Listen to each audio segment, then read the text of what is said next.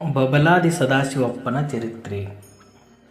ಯಾವುದೇ ಒಂದು ಚರಿತ್ರೆಗೆ ತನ್ನದೇ ಆದಂಥ ಇತಿಹಾಸವನ್ನು ಮತ್ತು ಒಂದು ಸಂಪ್ರದಾಯವನ್ನು ಹೊಂದಿರುತ್ತದೆ.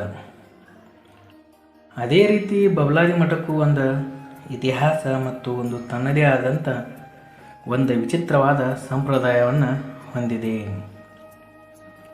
ಆದಿಮೂರ್ತಿ ಮಹಿಮಾ ವೇದ ಪಂಡಿತರು ಬಲ್ಲರೆ ನಯ್ಯ, ಸೃಷ್ಟಿಯ ಆದಿಯಂತಕ್ಕೆ ಸಮನಾದ ಗುರುವಿಗೆ ಗುರು ಯಾರಯ್ಯ, ದೇವರನ್ನ ಆತ್ಮದಲ್ಲಿ ಸ್ಥಾಪಿಸಿಕೊಂಡವಗೆ ಜಗದ ಭಯ ಯಾಕಯ್ಯ, ಮರುಳ ಚಿಕ್ಕಯ್ಯ ಎಂಬ ಈ ಬಬಲಾದಿ ಮಠದ ಮುಂಡಿಗೆ ಪದದ ಅರ್ಥದೊಂದಿಗೆ ಈ ಬಬಲಾದಿ ಮಠದ ಚರಿತ್ರೆಯನ್ನು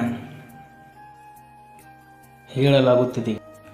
ಬಬಲಾದಿ ಮಠದ ಚರಿತ್ರೆಯು ಕರ್ನಾಟಕದ ವಿಜಯಪುರ ಜಿಲ್ಲೆಯ ಸಾರವಾಡ ಎಂಬ ಗ್ರಾಮದಿಂದ ಪ್ರಾರಂಭವಾಯಿತು. ಈ ಗ್ರಾಮದಾಗ 17ನೇ ಶತಮಾನದಾಗ ಈ ಬಬಲಾದಿ ಮಠದ ಚರಿತ್ರೆಯು ಪ್ರಾರಂಭವಾಗುತ್ತದೆ. ಸಾರವಾಡ ಗ್ರಾಮದಾಗ ವೀರಶೈವ ಜಂಗಮ ಮನೆತನಕ್ಕೆ ಸೇರಿದ ನಾಗಲಿಂಗ ಅಜ್ಜವರು ಜನಿಸುತ್ತಾರೆ. ಇವರಿಂದನ ಈ ಬಬಲಾದಿ ಮಠದ ಚರಿತ್ರೆಯು ಪ್ರಾರಂಭವಾಗುತ್ತದೆ. ಈ ನಾಗಲಿಂಗ ಅಜ್ಜನವರು ಉತ್ತಮ ಸಂಸ್ಕಾರ, ಬಾಲ್ಯದಲ್ಲೇ ಒಂದು ಅಪ್ಪಟ ವಿದ್ಯೆಯನ್ನು ಪಡೆದುಕೊಂಡು ಬುದ್ಧಿವಂತನಾಗಿ ತಮ್ಮ ಜೀವನವನ್ನು ಕಳೆಯುತ್ತಾರೆ. ನಮ್ಮ ಸನಾತನ ಧರ್ಮದ ಪ್ರಕಾರ ಯಾರೇ ಜನಿಸಿದರೂ ಅವರಿಗೆ ಲಿಂಗ ದೀಕ್ಷೆಯನ್ನು ಕೊಡಿಸಲೇಬೇಕೆಂಬ ನಿಯಮದಂತೆ ಈ ನಾಗಲಿಂಗ ಅಜ್ಜನವರಿಗೂ ಕೂಡ ಶ್ರೀಶೈಲ ಗುರುಗಳಿಂದ ಲಿಂಗ ದೀಕ್ಷೆಯನ್ನು ಕೊಡಿಸುತ್ತಾರೆ.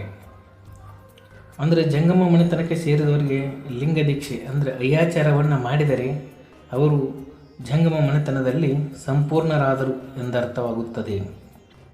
ಹೀಗೆ ನಾಗಲಿಂಗ ಅಜ್ಜನವರಿಗೂ ಲಿಂಗ ದೀಕ್ಷೆಯನ್ನು ಕೊಡಿಸುತ್ತಾರೆ. ಮುಂದೆ ನಾಗಲಿಂಗ ಅಜ್ಜನವರು ತಮ್ಮ ಜಂಗಮ ವೃತ್ತಿಯಂತೆ ಭಿಕ್ಷಾಟನೆಯನ್ನು ಮಾಡುತ್ತಾ ತಮ್ಮ ಜೀವನವನ್ನು ಸಾಗಿಸುತ್ತಾರೆ.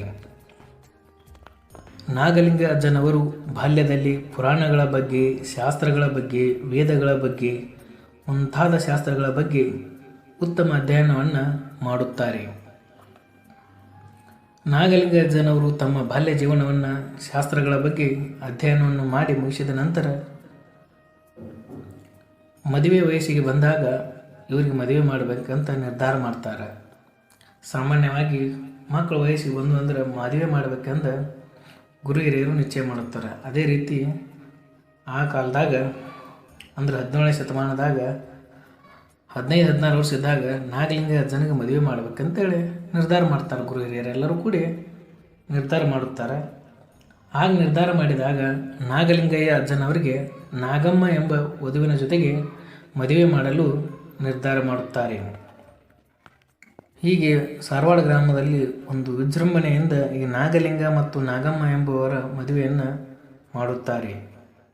ಹೀಗೆ ತಮ್ಮ ಒಂದು ಸಂಸಾರ ಜೀವನವನ್ನು ಸಾಗಿಸ್ತಾ ಇದ್ದರು. ಮದುವೆ ಆದ ಕುಳಿಕೆ ಮಕ್ಕಳಾಗಬೇಕಂತೂ ಈಗಿನ ಸಾಮಾನ್ಯ ರೂಢಿಯಾಗ್ಯದ.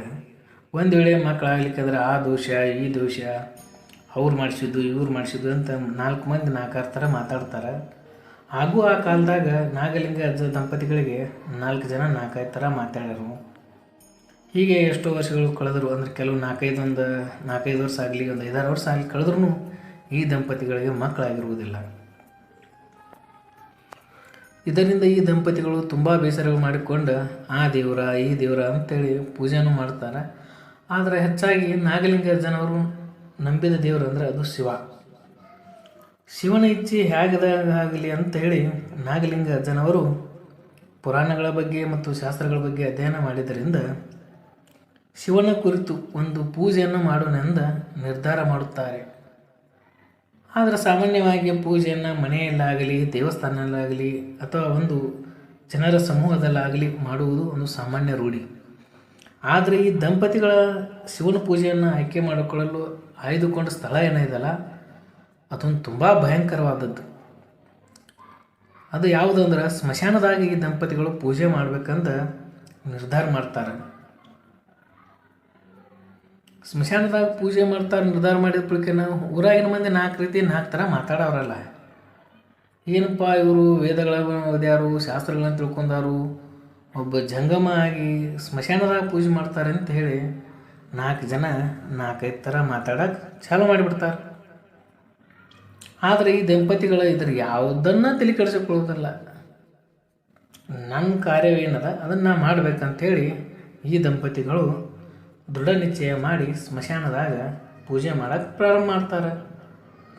ಸ್ಮಶಾನ ಅಂದ್ರೆ 4 ಮಂದಿ 4 ರೀತಿ ಮಾತಾಡೋದು ಕರೆನ ಕರೆ. ಆದರೆ ಸ್ಮಶಾನ ಎಂಬುದು ಶಿವನಿಗೆ ಅತ್ಯಂತ ಪವಿತ್ರವಾದ ಸ್ಥಳವಾಗಿರುತ್ತದೆ. ಸ್ಮಶಾನದ ಪವಿತ್ರದ ಸ್ಥಳದ ಬಗ್ಗೆ ತಿಳಿದುಕೊಳ್ಳ್ರಿ ಮೊದಲು. ಅಂದ್ರೆ ಸ್ಮಶಾನದಾಗ ಯಾವುದೇ ಭೇದ ಭಾವವಿಲ್ಲ. ಯಾವುದೇ ಜಾತಿ ಧರ್ಮ ಮೇಲ್ವರ್ಗ ಕೆಳವರ್ಗ, ಆ ಜಂಜಾಟ ಈ ಜಂಜಾಟ, ನಾ ಹೆಚ್ಚು ನೀ ಹೆಚ್ಚು ಯಾವುದೂ ಇರಂಗಿಲ್ಲ. ಇಲ್ಲಿ ಸದಾ ಮೌನವಾಗಿರುವ ಸ್ಥಳ ಅಂದ್ರೆ ಅದು ಸ್ಮಶಾನ. ಅಂಥ ಸ್ಥಳವೇ ಶಿವನಿಗೆ ಅತ್ಯಂತ ಮಂಗಳಕರ ಮತ್ತು ಪವಿತ್ರವಾದಂಥ ಸ್ಥಳವಾಗಿರುತ್ತವೆ. ಇಂಥ ಸ್ಥಳದಾಗ ಈ ನಾಗಲಿಂಗ ದಂಪತಿಗಳು ಸರಿಸುಮಾರು 12 ವರ್ಷಗಳ ಕಾಲ ಪೂಜೆಯನ್ನು ಮಾಡುತ್ತಾರೆ. ಇವರು 12 ವರ್ಷ ಪೂಜೆ ಮಾಡೋದ್ರಿಂದ ಶಿವಪಾರ್ವತಿಯವರು ಒಂದಿನ ಒಂದು ಪ್ರತ್ಯಕ್ಷ ಆಗಬೇಕಾಗಿರ್ತದೆ.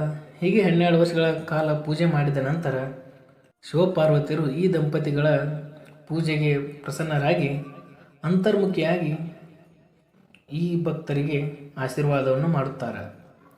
ನಿಷ್ಕಲ್ಮಶ ಭಕ್ತಿಯಿಂದ ಯಾರೇ ಶಿವನ ಜ್ಞಾನವನ್ನು ಮಾಡಿದರೂ ಅವರಿಗೆ ಸದಾಕಾಲ ಒಳ್ಳೆಯದನ್ನು ಬಯಸುವ ಶಿವನು ಈ ದಂಪತಿಗಳ ಇಚ್ಛೆಯಂತೆ ನಿಮಗೆ ಯಾವ ವರ ಬೇಕಾಗಿದೆ ಕೇಳಿ ಅಂತ ಹೇಳ್ತಾರೆ.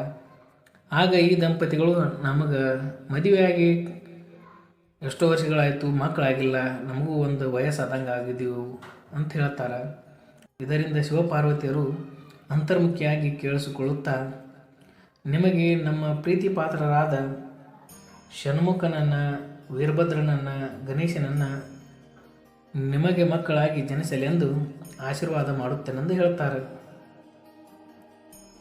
ಮತ್ತು ದೇವರು ಆಶೀರ್ವಾದ ಮಾಡಿದ ಪ್ರಕಾರ ಅದಕ್ಕೆ ಏನಾರ ಒಂದು ಗುರುತ ಅದು ಬೇಕಲ್ಲ.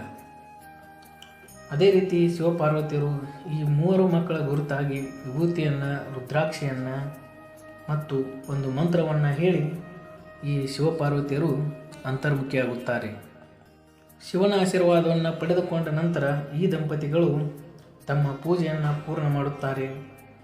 ಸದಾಕಾಲ ಧರ್ಮ ಬೋಧನೆಯನ್ನು ಮಾಡುತ್ತಾ ಈ ನಾಗಲಿಂಗ ದಂಪತಿಗಳು ತಮ್ಮ ಮನೆಯಲ್ಲಿ ಶಿವನನ್ನು ಕುರಿತು ತಮ್ಮ ದಿನಚರ್ಯದ ಜೊತೆಗೆ ಪೂಜೆಯನ್ನು ಮಾಡುತ್ತಾ ತಮ್ಮ ಜೀವನವನ್ನು ಸಾರವಾಡಧಾಮದಲ್ಲಿ ಕಳೆಯುತ್ತಾರೆ.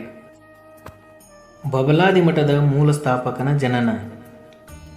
ದೇವರ ದಯವೊಂದಿದ್ದರೆ ಸುಖ ದುಃಖಗಳ ಹೊರೆ ಏನೆಯ, ಬದುಕಿನ ದಾರಿ ಉಜ್ವಲವಾಗಿದ್ದರೆ ಕಷ್ಟದ ಅಂಜಿಕೆ ಯಾಕಯ್ಯ, ಬದುಕಿಗೆ ಒಂದು ಗುರಿ ಇದ್ದರೆ ಸಾವಿನ ಭಯ ಯಾಕಯ್ಯ ಮರುಳ ಚಿಕ್ಕಯ್ಯ ಎಂಬ ಮುಂಡಿಗೆ ಪದದ ಅರ್ಥದೊಂದಿಗೆ ಬಬಲಾದಿ ಮಠದ ಮೂಲ ಸ್ಥಾಪಕನ ಜನನವಾಗುತ್ತದೆ. ನಾಗಲಿಂಗ ದಂಪತಿಗಳ ಪೂಜೆಯ ಫಲವಾಗಿ ಶಿವಪಾರ್ವತಿಯರು ನೀಡಿದ ವರದಂತೆ 1728ರಲ್ಲಿ ಷಣ್ಮುಖ ಸಿದ್ದರಾಮರು ಜನಿಸುತ್ತಾರೆ. 1733ರಲ್ಲಿ ವೀರಭದ್ರ ಜನಿಸುತ್ತಾರೆ. ಹಾಗೂ ಕೊನೆಯವರಾಗಿ 1736ರಲ್ಲಿ ಗಣೇಶ ಎಂಬ ಮಗನು ಜನಿಸುತ್ತಾರೆ. ಹೀಗೆ ಶಿವಪಾರ್ವತಿಯರು ಹೇಳಿದ ಹಾಗೆ ನಾಗಲಿಂಗ ದಂಪತಿಗಳಿಗೆ 3 ಮಕ್ಕಳು ಜನಿಸುತ್ತಾರೆ.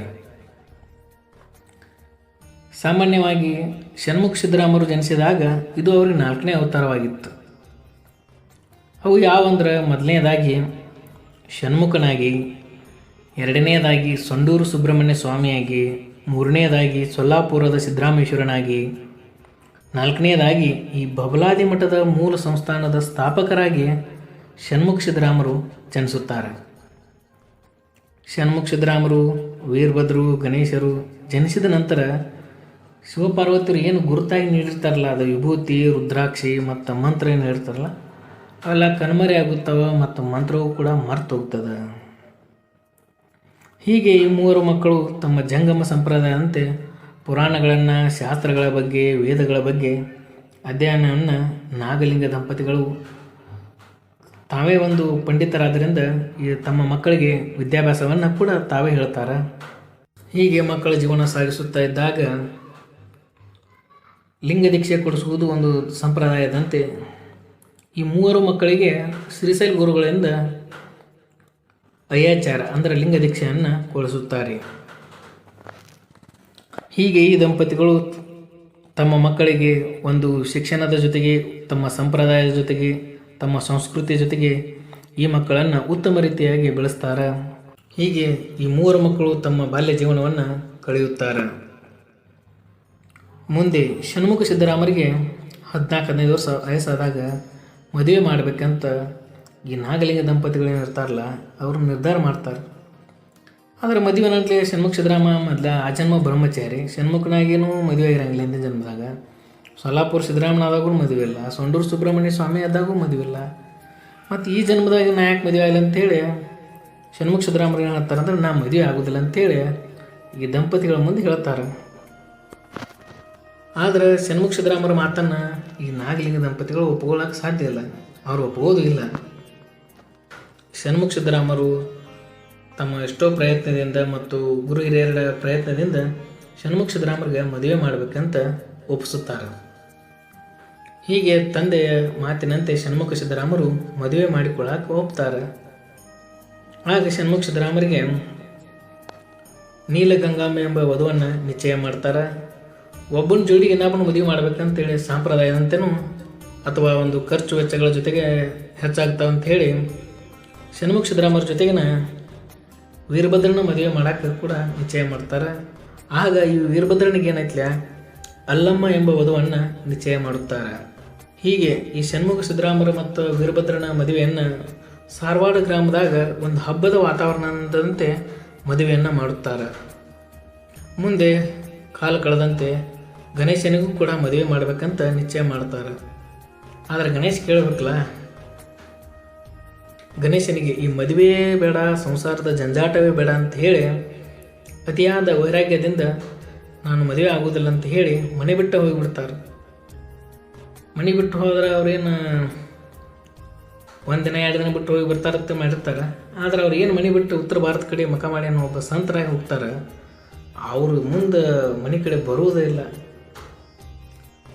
ಹಾಗಾದಾಗ ಮಗ ಸನ್ಯಾಸಿ ಆದಂತೇಳಿ ನಾಗಲಿಂಗ ದಂಪತಿಗಳು ಮತ್ತು ಇವರ ಸಹೋದರರಾದ ಷಣ್ಮುಖ ಸಿದ್ದರಾಮರು ಮತ್ತು ವೀರಭದ್ರರು ಕೂಡ ಆಯಿತು ಅವ್ನ ಜೀವನ ನಷ್ಟ ಅಂಥೇಳಿ ಅವ್ರ ಬಗ್ಗೆ ಯೋಚನೆ ಮಾಡೋದು ಬಿಟ್ಬಿಡ್ತಾರೆ. ಮುಂದೆ ಗಣೇಶ ಏನಾದ ಎಂತ ಅದೆಂಬುದು ಕೂಡ ಈ ಬಬಲಾದಿ ಮಠದ ಚರಿತ್ರೆ ಒಳಗೆ ಯಾವುದೇ ಒಂದು ಅಂಶ ಕೂಡ ದೊರೆಯುವುದಿಲ್ಲ.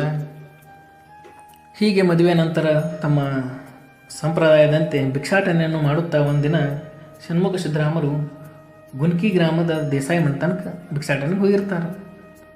ಭಿಕ್ಷಾಟನೆಗೆ ಹೋದಾಗ ದೇಸಾಯಿ ಅವ್ರ ಮನೆತನದಾಗ ಮೊದಲ ಸಾಹುಕಾರ ಮಂದಿ ಪೂಜೆ ಪುನಸ್ಕಾರ ಅತಿಥಿ ಸತ್ಕಾರ ಹೀಗೆ ಪೂಜೆ ಮಾಡುವುದು ತುಂಬ ತಡವಾಗಿಬಿಡ್ತದೆ. ಇದನ್ನೆಲ್ಲ ಮುಗಿಸಿ ಬರಬೇಕಾದ್ರೆ ಷಣ್ಮುಖ ಸಿದ್ದರಾಮರ್ಗೆ ವೇಳೆ ಜಾಸ್ತಿ ಆಗ್ತದೆ. ಈ ಭಿಕ್ಷಾಟನೆ ಮುಗಿಸಿ ಬರೋದ್ರಿಂದ ತಡವಾಗಿದ್ದರಿಂದ ನಾಗಲಿಂಗ ಅಜ್ಜನವ್ರು ಏನು ಮಾಡ್ತಾರಂದ್ರೆ ಷಣ್ಮುಖ ಸಿದ್ದರಾಮರ ಮೇಲೆ ಕೋಪ ಮಾಡ್ಕೊಂಡ್ಬಿಡ್ತಾರೆ. ಕೋಪ ಮಾಡ್ಕೊಂಡು ಷಣ್ಮುಖ ಸಿದ್ದರಾಮರು ಬೇದ್ ಬಿಡ್ತಾರೆ ಅವರು. ಹಾಗೆ ಷಣ್ಮುಖ ಸಿದ್ದರಾಮರಂತೆ ತಂದೆ ಮಾತಿನಂತೆ ಈಗಿನ ಮಕ್ಕಳಂತೆ ಆಗಿನ ಯಾರು ಏನು ಎದುರಾಗ್ತಿದ್ದಿಲ್ಲ. ಆಗ ಷಣ್ಮುಖ ಸಿದ್ದರಾಮರು ತಮ್ಮ ತಂದೆಯವರಿಗೆ ತಪ್ಪಾಯ್ತಂದು ಹೇಳಿ ನನ್ನ ಕಾಯಕದಾಗ ಏನೋ ತಪ್ಪದೆ ಅಂತ ತಿಳ್ಕೊಳ್ತಾರೆ. ಇದರಿಂದ ನಾನು ಯಾವ ಉದ್ದೇಶಕ್ಕಾಗಿ ಜನಿಸಿದ್ದೀನಿ ಆ ಉದ್ದೇಶದ ಕಾರ್ಯವನ್ನು ಮಾಡಬೇಕಂತ ಹೇಳಿ ಷಣ್ಮುಖ ಸಿದ್ದರಾಮರು ಆಗ ದೃಢ ನಿಶ್ಚಯ ಮಾಡ್ತಾರೆ. ಶಿವನ ಸಂಕಲ್ಪದಂತೆ ತಾನು ಜನಿಸಿದ ತನ್ನ ಕರ್ತವ್ಯವನ್ನು ಅರಿತುಕೊಂಡು ಷಣ್ಮುಖ ಸಿದ್ದರಾಮರು ಸನ್ಯಾಸಿ ಜೀವನವನ್ನು ಪಡೆಯಬೇಕೆಂದು ನಿರ್ಧಾರ ಮಾಡ್ತಾರೆ. ತಮ್ಮ ನಿರ್ಧಾರವನ್ನು ತಂದೆ ತಾಯಿಗಳಿಗೆ ಮತ್ತು ತನ್ನ ಹೆಂಡತಿಗೆ ಹೇಳಿ ತಮ್ಮ ಸಂಕಲ್ಪದ ಕಾರ್ಯ ಸಾಧನೆಗಾಗಿ ಹೇಳಿ ತಂದೆ ತಾಯಿಗಳ ಆಶೀರ್ವಾದನ ಪಡೆದುಕೊಂಡು ಷಣ್ಮುಖ ಸಿದ್ದರಾಮರು ಮನೆ ಬಿಟ್ಟು ಹೋಗುತ್ತಾರೆ. ಮನೆ ಬಿಟ್ಟು ಹೋದಾಗ ಅವರು ಸನಾತನ ಧರ್ಮದ ತೀರ್ಥಕ್ಷೇತ್ರಗಳ ಯಾತ್ರೆ ಮಾಡುತ್ತಾರೆ. ಅದರಲ್ಲಿ ಮೊದಲನೇದಾಗಿ ಶ್ರೀಶೈಲ ಮಲ್ಲಿಕಾರ್ಜುನನ ದರ್ಶನಕ್ಕೆ ಹೋಗುತ್ತಾರೆ. ಪಾದಯಾತ್ರೆಯ ಮೂಲಕ ಶ್ರೀಶೈಲ ಮಲ್ಲಿಕಾರ್ಜುನ ಕ್ಷೇತ್ರದ ಕಡೆಗೆ ತಮ್ಮ ಪ್ರಯಾಣವನ್ನು ಮಾಡುತ್ತಾರೆ. ಇದೇ ಸಮಯದಾಗ ಷಣ್ಮುಖ ಸಿದ್ದರಾಮರು ಅವರ ಅಪ್ಪ ಆಗ್ತಾನನ್ನೋದು ಗೊತ್ತಿದ್ರೂ ಕೂಡ ತನ್ನ ಕಾರ್ಯ ಸಾಧನೆಯ ಜೊತೆಗೆ ಈಡೇರಬೇಕೆಂಬ ಉದ್ದೇಶದಿಂದ ಯಾವುದೇ ಸಂಸಾರದ ಜೀವನದಲ್ಲಿ ಅಥವಾ ಬಲೆಯಲ್ಲಿ ಬೀಳಬಾರದಂತ ಹೇಳಿ ಷಣ್ಮುಖ ಸಿದ್ದರಾಮರು ತನ್ನ ಹೆಂಡತಿಯ ಬಗ್ಗೆ ಆಗಲಿ ಅಥವಾ ಮಕ್ಕಳ ಬಗ್ಗೆ ಆಗಲಿ ಯಾವುದೇ ಚಿಂತೆಯನ್ನು ಮಾಡದೆ ತಮ್ಮ ಕಾರ್ಯ ಸಾಧನೆ ಜೊತೆಗೆ ಮನೆ ಬಿಟ್ಟು ಹೋಗುತ್ತಾರೆ. ಸಾಮಾನ್ಯವಾಗಿ ದೇವರ ಯಾವುದೇ ಒಂದು ವರ ಕೊಟ್ಟರೆ ಅದರಿಂದ ಒಂದು ಮರ್ಮವನ್ನು ಹೆಣೆದು ಬಿಟ್ಟಿರ್ತಾನೆ. ಅದು ಮನುಷ್ಯರಿಗೆ ಗೊತ್ತಾಗಿರಂಗಿಲ್ಲ. ಅದೇ ರೀತಿ ಆಶೀರ್ವಾದದ ಮೂಲಕ ಜನಿಸಿದ ಮಕ್ಕಳಲ್ಲಿ ಗಣೇಶ ಮದುವೆಗಿಂತ ಮುಂಚೆನೇ ಮನೆ ಬಿಟ್ಟುವಾಗ ಷಣ್ಮುಖ ಸಿದ್ದರಾಮ ತನ್ನ ಹೆಂಡತಿ ಮಡದಿಯು ಗರ್ಭಾವಸ್ಥೆಯಲ್ಲಿದ್ದಾಗೂ ಕೂಡ ಅದನ್ನು ಲೆಕ್ಕಿಸದೆ ಮನೆ ಬಿಟ್ಟು ಹೋಗ್ತಾನೆ. ಮತ್ತು ಇಬ್ಬರು ಮಕ್ಕಳು ಆದ್ರಿಂದ ನಾಗಲಿಂಗಜ್ಜನಿಗೆ ಒಂದು ದಿಕ್ಕ ತೋಚದಂಗೆ ಆಗ್ತದೆ. ಮತ್ತು ಇನ್ನೂ ಒಬ್ಬ ಮಗ ಅದನ್ನು ವರದಿಂದ ಜನಿಸಿದ ಎರಡನೇ ಮಗ ವೀರಭದ್ರ ಇರ್ತಾನೆ. ಅವನಿಗೆ ಮನೆಯ ಜವಾಬ್ದಾರಿಯನ್ನು ವಹಿಸುತ್ತಾರೆ. ಆಗ ವೀರಭದ್ರನು ಮನೆಯ ಸಂಪೂರ್ಣ ಜವಾಬ್ದಾರಿಯನ್ನು ಹೊತ್ತುಕೊಂಡ ಗುರುವಿನ ದಯೆ ಹೇಗದ ಹಾಗೆ ಜೀವನ ಮಾಡೋಣಂತ ತಿಳಿದುಕೊಂಡು ಮನೆಯ ಸಂಪೂರ್ಣ ಜವಾಬ್ದಾರಿಯನ್ನು ನಿರ್ವಹಿಸ್ತಾ ಇರ್ತಾರೆ. ಆದರೆ ಷಣ್ಮುಖ ಸಿದ್ದರಾಮರ ಮಡದಿ ಏನದಾಳ ನೀಲಗಂಗಾಂಬೆ ಗಂಡ ಮನೆ ಬಿಟ್ಟು ಹೋಗ್ಯಾನಂದ್ರೆ ನಾನು ಗಂಡನ ಮನೇಲಿ ಇರೋದು ಬೇಡ ಅಂಥೇಳಿ ತವ್ರ ಮನೆಯಾಗ ಇರ್ತಂಥೇಳಿ ತನ್ನ ಅತ್ತೆ ಮಾವರಿಗೆ ಹೇಳಿಕೊಂಡು ತನ್ನ ತವರು ಮನೆ ಕಡೆಗೆ ಹೋಗುತ್ತಾಳೆ. ನೀಲಗಂಗಾಂಬೆಯು 1756ರಲ್ಲಿ 1ನೇ ಓಂಕಾರೇಶ್ವರಿಗೆ ಜನ್ಮ ಕೊಡುತ್ತಾಳೆ.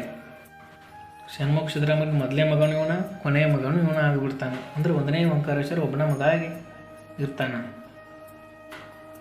ಷಣ್ಮುಖ ಸಿದ್ದರಾಮರು ತನ್ನ ಕಾರ್ಯದ ನಿಮಿತ್ತ ತೀರ್ಥಕ್ಷೇತ್ರಗಳ ಯಾತ್ರೆಯನ್ನು ಮಾಡುತ್ತಾ ಹಸಿವಿಗೆ ಭಿಕ್ಷಾಟನೆ ಮಾಡ್ತಾರೆ. ಹಸುವಾದ್ರೆ ಭಿಕ್ಷಾಟನೆ ಮಾಡೋದು, ಕಂತಿ ಭಿಕ್ಷಾ ಅಂತ ಹೇಳ್ತಾರಲ್ಲ, ಹಂಗೆ ಬಿಡ್ಕೊತ ಭಿಕ್ಷಾಟನೆ ಮಾಡಿ ತಮ್ಮ ಹೊಟ್ಟೆಯನ್ನು ತುಂಬಿಸಿಕೊಳ್ಳುತ್ತಾ ತೃಷೆಗೆ ಬಾವಿಗಳಂತೆ ಅಂದ್ರೆ ಕೆರೆಯಲ್ಲಿ ಮತ್ತು ಹಳ್ಳ ಹರಿಗಳಲ್ಲಿ ನೀರನ್ನು ಕುಡಿದು ಅಲ್ಲೇ ಸ್ನಾನಪಾನವನ್ನು ಮಾಡಿಕೊಂಡು ತಮ್ಮ ಜೀವನವನ್ನು ತಮ್ಮ ಪ್ರಯಾಣವನ್ನು ಮುಂದುವರಿಸುತ್ತಾರೆ.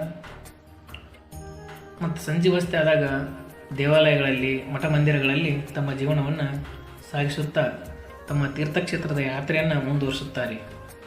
ಹೀಗೆ ಷಣ್ಮುಖ ಸಿದ್ದರಾಮರು ದಕ್ಷಿಣ ಭಾರತದ ತೀರ್ಥಕ್ಷೇತ್ರಗಳಾದ ಶ್ರೀಶೈಲ ಮಲ್ಲಿಕಾರ್ಜುನ, ಮಹಾನಂದಿ, ತಿರುಪತಿ, ರಾಚೋಟಿ ವೀರಭದ್ರ, ಕಂಚಿ ಕಾಮಾಕ್ಷಿ, ಮಧುರೈ ಮೀನಾಕ್ಷಿ ಅಲ್ಲಿರುವ ಸ್ಥಳಗಳ ಬಗ್ಗೆ ಅಧ್ಯಯನವನ್ನು ಮಾಡಿಕೊಂಡು ಆ ಚರಿತ್ರೆಗಳನ್ನು ತಿಳಿದುಕೊಂಡು ಬೇರೆಯವರಿಗೆ ಉಪದೇಶವನ್ನು ನೀಡುತ್ತಾ ತಮ್ಮ ಪ್ರಯಾಣವನ್ನು ಮುಂದುವರಿಸುತ್ತಾರೆ. ಹೀಗೆ ದಕ್ಷಿಣ ಭಾರತದ ಎಲ್ಲ ತೀರ್ಥಕ್ಷೇತ್ರಗಳನ್ನು ಮುಗಿಸಿಕೊಂಡು ಕೃಷ್ಣೆಯ ತೀರದ ಜೊತೆಗೆ ಪ್ರಯಾಣ ಮಾಡುತ್ತಾ ಕೋಲೂರೆಂಬ ಹಳ್ಳಿಗೆ ಬರುತ್ತಾರೆ. ಯಾವುದೇ ಒಂದು ಊರು ಐತೆ ಅಂದರೆ ಅಲ್ಲಿ ಒಂದೊಂದು ಚರಿತ್ರೆ ಇರಲೇಬೇಕು. ಅದೇ ರೀತಿ ಕೋಲೂರಿಗೆ ಒಂದೊಂದು ತನ್ನದೇ ಆದ ಒಂದು ಚರಿತ್ರೆಯನ್ನು ಹೊಂದಿರುತ್ತದೆ. ಆ ಚರಿತ್ರೆಯ ಬಗ್ಗೆನೂ ಷಣ್ಮುಖ ಸಿದ್ದರಾಮರು ತಿಳಿದುಕೊಳ್ಳುತ್ತಾರೆ. ಷಣ್ಮುಖ ಸಿದ್ದರಾಮರು ಬಬಲಾದಿ ಊರಿನ ಕೃಷ್ಣೆಯ ಮುಂಭಾಗದಲ್ಲಿ ದೇವರಗಣ್ಣೂರಿನ ಮಹಾಲಕ್ಷ್ಮಿಯ ಬಗ್ಗೆ, ಪಶ್ಚಿಮ ದಿಕ್ಕಿನಲ್ಲಿ ಕೋಲೂರಿನ ಮುಖಾಂಬಿಕೆ ಬಗ್ಗೆ, ದಕ್ಷಿಣ ದಿಕ್ಕಿನಲ್ಲಿ ವೀರಭದ್ರನ ಸ್ಥಳದ ಬಗ್ಗೆ ಅರಿತುಕೊಂಡು ಈ 3 ಸ್ಥಳಗಳ ಮಧ್ಯೆ ಬಬಲಾದಿ ಮಠವನ್ನು ಸ್ಥಾಪಿಸಬೇಕಂಥೇಳಿ ಆ ಸ್ಥಳವನ್ನು ಆಯ್ಕೆ ಮಾಡಿಕೊಳ್ಳುತ್ತಾರೆ. ಬಬಲಾದಿ ಊರಿನಲ್ಲಿ ಬಬಲಾದಿ ಮಠದ ಸ್ಥಾಪನೆ ಸಂಕಲ್ಪ.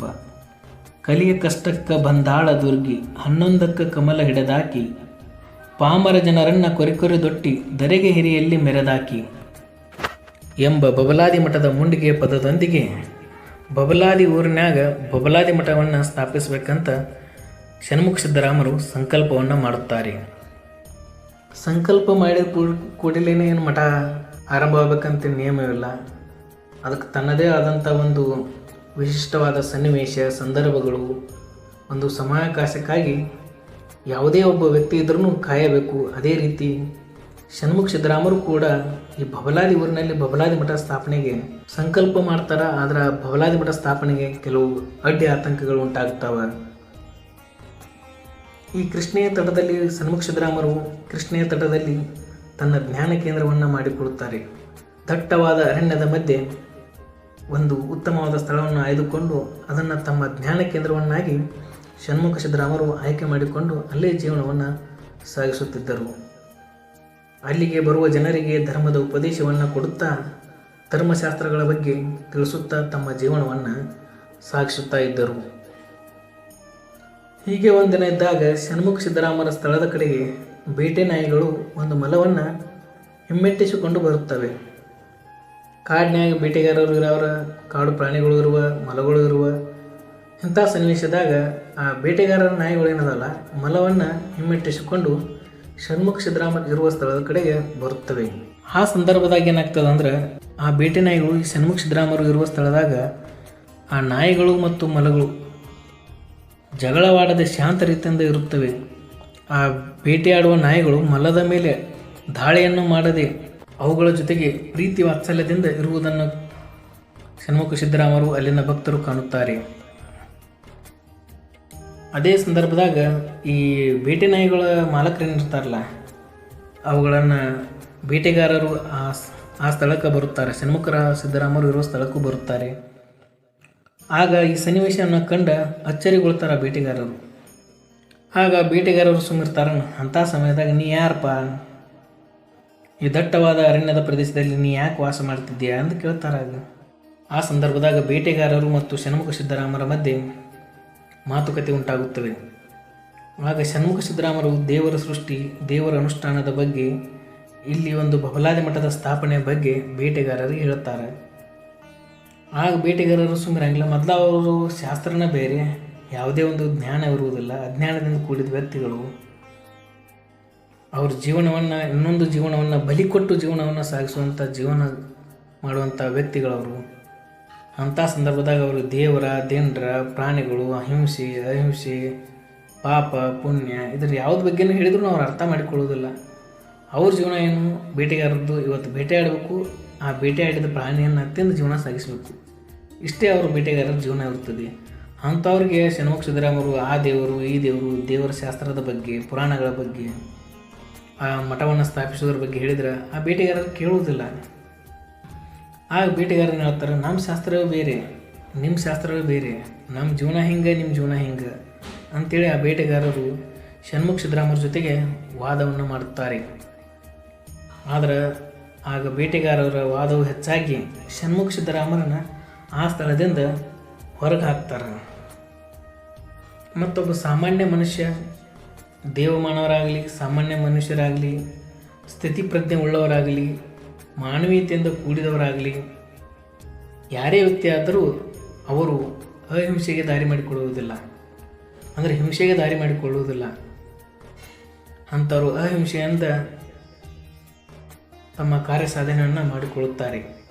ಅದೇ ರೀತಿ ಷಣ್ಮುಖ ಸಿದ್ದರಾಮರು ಈ ಮಂಡ ಬೇಟೆಗಾರರ ಜೊತೆಗೆ ವಾದ ಮಾಡುವುದಕ್ಕಿಂತ ಈ ಸ್ಥಳವನ್ನು ಬಿಟ್ಟು ಹೋಗುವುದು ಉತ್ತಮೆಂದು ನಿರ್ಧಾರ ಮಾಡಿ ಮುಂದೆ ಒಂದು ದಿನ ಈ ಸ್ಥಳಕ್ಕೆ ಮತ್ತೆ ಬರುತ್ತೇವೆಂದು ಹೇಳಿ ಷಣ್ಮುಖ ಸಿದ್ದರಾಮರು ಬೇಟೆಗಾರರಿಗೆ ಹೇಳಿ ಆ ಸ್ಥಳವನ್ನು ಬಿಟ್ಟು ಹೋಗುತ್ತಾರೆ.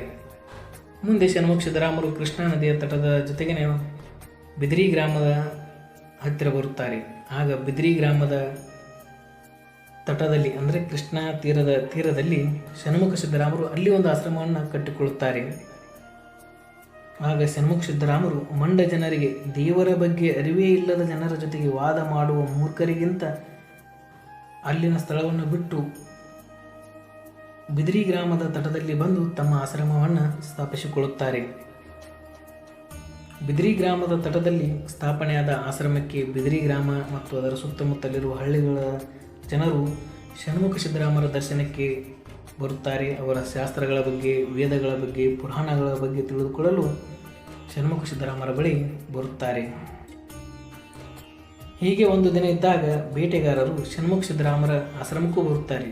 ಬಿದಿರಿ ಗ್ರಾಮದಾಗ ಏನು ಷಣ್ಮುಖ ಸಿದ್ದರಾಮರು ತೆಗೆದಿರ್ತಾರಲ್ಲ ಆ ಆಶ್ರಮದಾಗ ಅವ್ರನ್ನ ನೋಡೋಕೆ ಬೇಟೆಗಾರರು ಅಲ್ಲಿ ಬರ್ತಾರೆ. ಅಲ್ಲಿನ ಜನಜಂಗುಳಿಯನ್ನು ನೋಡಿ ಆ ಬೇಟೆಗಾರರು ದಿಗ್ಭ್ರಮೆಗೊಳ್ಳುತ್ತಾರೆ. ಹೇಗಾದರೂ ಮಾಡಿ ಇವನನ್ನು ಓಡಿಸಬೇಕು, ಇಲ್ಲಾಂದ್ರೆ ಮುಂದೊಂದಿನ ನಮ್ಮ ಸ್ಥಳಕ್ಕೆ ಮತ್ತೆ ವಾಪಸ್ ಬರ್ತಾನಂತ ಹೇಳ್ತಾರೆ. ಆದರೆ ಆ ಬೇಟೆಗಾರರ ಇಚ್ಛೆ ಏನದ ಅಂದರೆ ಷಣ್ಮುಖ ಸಿದ್ದರಾಮನ ಬಿದಿರಿ ತಟದಲ್ಲಿರುವ ಆಶ್ರಮದಿಂದನೂ ಅವ್ರನ್ನ ಕಳಿಸಬೇಕಂತ ಏನು ಇಚ್ಛೆ ಇರ್ತದ ಅದು ಈಡೇರುವುದಿಲ್ಲ. ಎಷ್ಟೋ ವರ್ಷಗಳ ಪ್ರಯತ್ನ ಮಾಡಿದರೂ ಆ ಬೇಟೆಗಾರರಿಗೆ ಅವರ ಇಚ್ಛೆಯು ಈಡೇರುವುದಿಲ್ಲ. ಹೀಗೆ ಷಣ್ಮುಖ ಸಿದ್ದರಾಮರು ಮತ್ತು ಆ ಮಂಡ ಬೇಟೆಗಾರರ ಮಧ್ಯೆ ಒಂದು ದೇವರ ಸೃಷ್ಟಿಯ ಬಗ್ಗೆ, ದೇವರ ಸ್ಥಿತಿಯ ಬಗ್ಗೆ ವಾದ ವಿವಾದ ಉಂಟಾಗುತ್ತದೆ. ಹೀಗೆ ಬೇಟೆಗಾರರು ಷಣ್ಮುಖ ಸಿದ್ದರಾಮರನ್ನು ಹೇಗಾದರೂ ಮಾಡಿ ಈ ಸ್ಥಳದಿಂದ ಹೊರಗೆ ಹಾಕಬೇಕಂತೂ ಅವರ ಆಸೆ ಇರುತ್ತದೆ. ಷಣ್ಮುಖ ಸಿದ್ದರಾಮರು ಹೇಗಾದರೂ ಮಾಡಿ ತಾವು ಇದ್ದ ಮೊದಲ ಸ್ಥಳದಲ್ಲಿ ಬಬಲಾದಿ ಮಠವನ್ನು ಸ್ಥಾಪಿಸಬೇಕೆಂದು ಅವರ ಇಚ್ಛೆ ಇರುತ್ತದೆ. ಹೀಗೆ ಷಣ್ಮುಖ ಸಿದ್ದರಾಮರು ಬಿದಿರಿ ಗ್ರಾಮದ ತಟದಲ್ಲಿರುವ ಆಶ್ರಮದಲ್ಲಿ ತಮ್ಮ ಜೀವನವನ್ನು ಮುಂದುವರಿಸುತ್ತಾರೆ. ಕಾಲಜ್ಞಾನಿ ಚಿಕ್ಕಜ್ಜನ ಜನನ. ಗುರಿಯ ಸಾಧನೆಗೆ ಗುರುವಿಗೆ ಗುಲಾಮನಾಗಯ್ಯ, ಗುರಿ ಸಾಧನೆಗೆ ಪಂಚೇಂದ್ರಿಯಗಳ ನಿಯಂತ್ರಕನಾಗಯ್ಯ, ಗುರಿ ಸಾಧಿಸಿದ ಬಳಿಕ ಆತ್ಮದ ಗುಲಾಮನಾಗಯ್ಯ ಮರುಳ ಚಿಕ್ಕಯ್ಯ. ಬಬಲಾದಿ ಮಠದ ಮೂಲ ಸ್ಥಾಪಕನಾದ ಷಣ್ಮುಖ ಸಿದ್ದರಾಮರು ಬಿದಿರಿ ಗ್ರಾಮದ ತಟದಲ್ಲಿ ಒಂದು ಆಶ್ರಮದಲ್ಲಿ ತಮ್ಮ ಜೀವನವನ್ನು ಸಾಗಿಸುತ್ತಿದ್ದರು. ಇತ್ತ ಕಡೆ ಸಾರವಾಡ ಗ್ರಾಮದಾಗ ನಾಗಲಿಂಗ ಅಜ್ಜನ ಎರಡನೇ ಮಗನಾದ ವೀರಭದ್ರನಿಗೆ ಚಿಕ್ಕಯ್ಯಜ್ಜ ಎಂಬ ಮಗನು ಜನಿಸುತ್ತಾನೆ. ಈ ಚಿಕ್ಕಯ್ಯಜ್ಜನು ಬಬಲಾದಿ ಮಠದ ಕಾಲಜ್ಞಾನದ ಕರ್ತೃ ಆಗಿದ್ದಾನೆ. ಚಿಕ್ಕಯ್ಯಜ್ಜ ಸಾರವಾಡ ಗ್ರಾಮದಾಗ ಜನಿಸಿದಾಗ ಒಂದು ಅಪ್ಪಟ ಮುತ್ತುರತ್ನದಂತೆ ಜನಿಸಿದ ಮಗುವಿನಂತೆ ಚಿಕ್ಕಯ್ಯಜ್ಜ ಇರುತ್ತಾನೆ. ಹುಟ್ಟಿನಿಂದಲೇ ಒಂದು ವರವನ್ನು ಪಡೆದ ಚಿಕ್ಕಯ್ಯಜ್ಜನು ಒಬ್ಬ ಮಹಾನ್ ಪಂಡಿತ ವ್ಯಕ್ತಿತ್ವವುಳ್ಳ ಮಗುವಾಗಿ ಜನಿಸಿರುತ್ತಾನೆ. ಹೀಗೆ ಕೆಲವು ವರ್ಷಗಳ ನಂತರ ಚಿಕ್ಕಯ್ಯಜ್ಜನಿಗೆ ಒಂದು ಉತ್ತಮವಾದ ವೇದಗಳ ಬಗ್ಗೆ, ಪುರಾಣಗಳ ಬಗ್ಗೆ, ಶಾಸ್ತ್ರಗಳ ಬಗ್ಗೆ ಅಧ್ಯಯನವನ್ನು ಮಾಡುತ್ತಿರುವಾಗ ತಮ್ಮ ಜೀವನವನ್ನು ಸಾಗಿಸುತ್ತಿದ್ದ. ಹೀಗೆ ಒಂದು ಚಿಕ್ಕಯ್ಯಜ್ಜನಿಗೆ 10 ವರ್ಷಗಳಿರುವಾಗ ಅವರ ತಂದೆ ಅಕಾಲಿಕವಾಗಿ ಮರಣ ಹೊಂದುತ್ತಾರೆ. ನಾಗಲಿಂಗ ಅಜ್ಜನಿಗೆ ವಯಸ್ಸಾಗಿರ್ತಾವ. ಮತ್ತು ಅವರು ದೊಡ್ಡಪ್ಪ, ಚಿಕ್ಕಯ್ಯಜ್ಜನ ದೊಡ್ಡಪ್ಪರಾದ ಷಣ್ಮುಖ ಸಿದ್ದರಾಮ ಮನೆ ಬಿಟ್ಟು ಹೋಗಿರ್ತಾರೆ. ಮತ್ತು ಅವರ ಚಿಕ್ಕಪ್ಪರಾದ ಗಣೇಶರು ಅವರು ಮನೆ ಬಿಟ್ಟು ಹೋಗಿರ್ತಾರೆ. ಇಂಥ ಸಂದರ್ಭದಾಗ ಅವರ ಅಪ್ಪರು ಅಕಾಲಿಕವಾಗಿ ಮರಣವನ್ನು ಹೊಂದ್ತಾರೆ. ಇದು ಚಿಕ್ಕಯ್ಯಜ್ಜರಿಗೂ ಮತ್ತು ಅವರ ಅಜ್ಜನಾದ ನಾಗಲಿಂಗ ಅಜ್ಜನವರಿಗೂ ಒಂದು ದಿಗ್ಭ್ರಮೆ ಆಗುತ್ತದೆ. ಅಂದರೆ ಅವ್ರಿಗೆ ಮುಂದೆ ಏನು ಮಾಡಬೇಕು ಅನ್ನೋದು ದಿಕ್ಕೇ ತೋಚದಂಥ ಸನ್ನಿವೇಶಗಳು ಉಂಟಾಗುತ್ತವೆ. ಹೀಗೆ ಜೀವನವನ್ನು ಕಳೆಯುತ್ತಾ ಇರ್ತಾರೆ. ಚಿಕ್ಕಯ್ಯಜ್ಜನಿಗೆ ತನ್ನ ಅವತಾರದ ಬಗ್ಗೆ ಅವನಿಗೆ ಒಂದು ಅರಿವೇ ಇರದಂತೆ ಇರುತ್ತಿದ್ದ. ಚಿಕ್ಕಯ್ಯಜ್ಜನಿಗೆ ತನ್ನ ಅವತಾರದ ಬಗ್ಗೆ ತನಗೇ ಅರಿವು ಇರದಂತೆ ಸಾಮಾನ್ಯವಾಗಿ ಬದುಕುತ್ತಿದ್ದ ಒಬ್ಬ ಬಾಲಕನಾಗಿದ್ದ. ಹೀಗೆ ದಿನಗಳು ಅವರ ತಂದೆ ಸತ್ತ ನಂತರ ನಾಗಲಿಂಗ ಅಜ್ಜನು ತುಂಬ ಚಿಂತೆಯಲ್ಲಿರುವಾಗ ಸಣ್ಣ ಬಾಲಕನಾದ ಚಿಕ್ಕಯ್ಯಜ್ಜನು ತನ್ನ ಅಜ್ಜನ ಬಳಿಗೆ ಹೋಗಿ ತನ್ನ ಅಜ್ಜನ ದುಃಖವನ್ನು ಕಡಿಮೆ ಮಾಡುತ್ತೇನೆಂದು ತನ್ನ ಅಜ್ಜನ ಬಳಿಗೆ ಹೋಗಿ ಮಾತುಕತೆ ಮಾಡುತ್ತಿರುವಾಗ ತಮ್ಮ ದೊಡ್ಡಪ್ಪರ ವಿಷಯದ ಬಗ್ಗೆ ನಾಗಲಿಂಗ ಅಜ್ಜನವರು ಚಿಕ್ಕಯ್ಯಜ್ಜನಿಗೆ ಮಾಹಿತಿಯನ್ನು ನೀಡುತ್ತಾರೆ. ಚಿಕ್ಕಯ್ಯಜ್ಜನಿಗೆ ಷಣ್ಮುಖ ಸಿದ್ದರಾಮರ ಬಗ್ಗೆ ತಿಳಿದುಕೊಂಡು ಅವರನ್ನು ಹೇಗಾದರೂ ಮಾಡಿ ಕರೆದುಕೊಂಡು ಬರಬೇಕಂಥೇಳಿ ಚಿಕ್ಕಯ್ಯಜ್ಜ ನಿರ್ಧಾರ ಮಾಡ್ತಾರೆ. ಅವರ ಬಗ್ಗೆ ಮಾಹಿತಿಯನ್ನು ತಿಳಿದುಕೊಂಡು ಕೆಲವು ದಿನಗಳವರೆಗೆ ಸಂಸಾರದ ಜವಾಬ್ದಾರಿಯನ್ನು ಚಿಕ್ಕ ಬಾಲಕನಾದ ಚಿಕ್ಕಯ್ಯಜ್ಜನು ನಿಭಾಯಿಸುತ್ತಾನೆ. ಹೀಗೆ ಒಂದು ದಿನ ಚಿಕ್ಕಯ್ಯಜ್ಜನು ನಾಗಲಿಂಗ ಅಜ್ಜನವರ ಆಶೀರ್ವಾದ ಪಡೆದುಕೊಂಡು ತನ್ನ ದೊಡ್ಡಪ್ಪನನ್ನು ಕರೆದುಕೊಂಡು ಬರುತ್ತೇನೆಂದು ಕುದುರೆ ಸವಾರಿ ಮಾಡಿಕೊಂಡು ಸಾರವಾಡ ಗ್ರಾಮವನ್ನು ಬಿಟ್ಟು ಬರುತ್ತಾರೆ. ಹೀಗೆ ಸವಾರಿ ಮಾಡುತ್ತಾ ಒಂದು ದಿನ ಸವಾರಿಯ ಮೂಲಕ ಚಿಕ್ಕಯ್ಯಜ್ಜನು ವಿಜಯಪುರ ಜಿಲ್ಲೆಯ ಕಂಬಾಗಿ ಗ್ರಾಮದಲ್ಲಿ ಹನುಮಂತ ದೇವಸ್ಥಾನದ ದೇವಮಂದಿರದಲ್ಲಿ ವಿಶ್ರಾಂತಿಗೆ ಅಂತ ನಿಲ್ಲುತ್ತಾನೆ. ಚಿಕ್ಕಯ್ಯಜ್ಜ ಒಬ್ಬ ಮಹಾಪುರುಷನಾಗಿದ್ದರಿಂದ ಅವನಿಗೆ ಯಾವುದೇ ಭಯವಿಲ್ಲದೆ ಒಬ್ಬ ಸಾಮಾನ್ಯ ವ್ಯಕ್ತಿಯಂತೆ ಚಿಕ್ಕಯ್ಯಜ್ಜನು ತನ್ನ ಜೀವನವನ್ನು ಸಾಗಿಸುತ್ತಾ ಮತ್ತು ಪ್ರಯಾಣ ಮಾಡುವಂಥ ವ್ಯಕ್ತಿತ್ವವುಳ್ಳ ವ್ಯಕ್ತಿಯಾಗಿರ್ತಾನೆ. ಹೀಗೆ ವಸ್ತಿ ತಂಗಿದ ಕಂಬಾಗಿ ಗ್ರಾಮದ ಹನುಮಂತ ದೇವರ ಮಂದಿರದಲ್ಲಿ ವಸ್ತಿ ಮಾಡಿ ಸಂಜೆಯ ಸಮಯದಲ್ಲಿ ಅದೇ ಕಂಬಾಗಿ ಗ್ರಾಮದಲ್ಲಿ ಕಂತಿ ಅಂದರೆ ಭಿಕ್ಷಾಟನೆ ಮಾಡಿಕೊಂಡು ಊಟ ಮಾಡಿಕೊಂಡು ರಾತ್ರಿ ಸಮಯದಲ್ಲಿ ಅದೇ ಹನುಮಂತ ದೇವಸ್ಥಾನದಲ್ಲಿ ವಿಶ್ರಾಂತಿ ಮಾಡಬೇಕಂಥೇಳಿ ಚಿಕ್ಕಯ್ಯಜ್ಜ ಆ ರಾತ್ರಿಯಲ್ಲಿ ಇರುತ್ತಾನೆ. ಹೀಗೆ ರಾತ್ರಿ 1-2 ಗಂಟೆಯಲ್ಲಿ ಚಿಕ್ಕಯ್ಯಜ್ಜನಿಗೆ ಒಂದು ಅಗೋಚರ ಧ್ವನಿಯಾಗೂ ಕೇಳಿಸುತ್ತದೆ. ಇಂಥ ರಾತ್ರಿಯ ಸಮಯದಾಗ ಯಾರಪ್ಪ ನಾನು ಕರೀತಿದ್ದಾರೆ ಅಂಥೇಳಿ ಚಿಕ್ಕಯ್ಯಜ್ಜ ಎದ್ದು ಸುತ್ತಮುತ್ತಲಿನ ಪ್ರದೇಶವನ್ನು ಹುಡುಕುತ್ತಾನೆ. ಆದರೆ ಯಾರೂ ಆ ಚಿಕ್ಕಯ್ಯಜ್ಜನಿಗೆ ಕಂಡು ಬರುವುದಿಲ್ಲ. ಅದರ ಧ್ವನಿಯನ್ನು ಆಲಿಸುತ್ತಾ ಚಿಕ್ಕಯ್ಯಜ್ಜನು ಹನುಮಂತ ದೇವಸ್ಥಾನದ ಗರ್ಭಗುಡಿಯ ಕಡೆಗೆ ಪ್ರಯಾಣ ಮಾಡುತ್ತಾನೆ. ಆಗ ಚಿಕ್ಕಯ್ಯಜ್ಜನ ಗರ್ಭಗುಡಿಗೆ ಒಳಗೆ ಬಂದಾಗ ಆ ಧ್ವನಿಯನ್ನು ಆಲಿಸಿ ಸಾಕ್ಷಾತ್ ಹನುಮಂತ ದೇವರೇ ನನಗೆ ಮಾತನಾಡುತ್ತಿದ್ದಾನೆ ಎಂದು ಚಿಕ್ಕಯ್ಯಜ್ಜನು ಒಂದು ಆಶ್ಚರ್ಯಚಕಿತನಾಗಿ ದೇವಸ್ಥಾನದಲ್ಲಿ ಹನುಮಂತ ದೇವರ ಮೂರ್ತಿಯನ್ನು ನೋಡುತ್ತಾ ನಿಂತು ಬಿಡುತ್ತಾನೆ. ಹಾಗೆ ಚಿಕ್ಕ ಅಜ್ಜ ಹನುಮಂತ ದೇವರಿಗೆ ನಮಸ್ಕಾರ ಮಾಡಿ ಚಿಕ್ಕ ಅಜ್ಜನು ಹನುಮಂತ ದೇವರ ಜೊತೆಗೆ ಮಾತನಾಡುತ್ತಾ ತನ್ನ ದೊಡ್ಡಪ್ಪರ ಬಗ್ಗೆ ಸಾಕ್ಷಾತ್ ಹನುಮಂತ ದೇವರ ಬಳಿ ಕೇಳುತ್ತಾನೆ.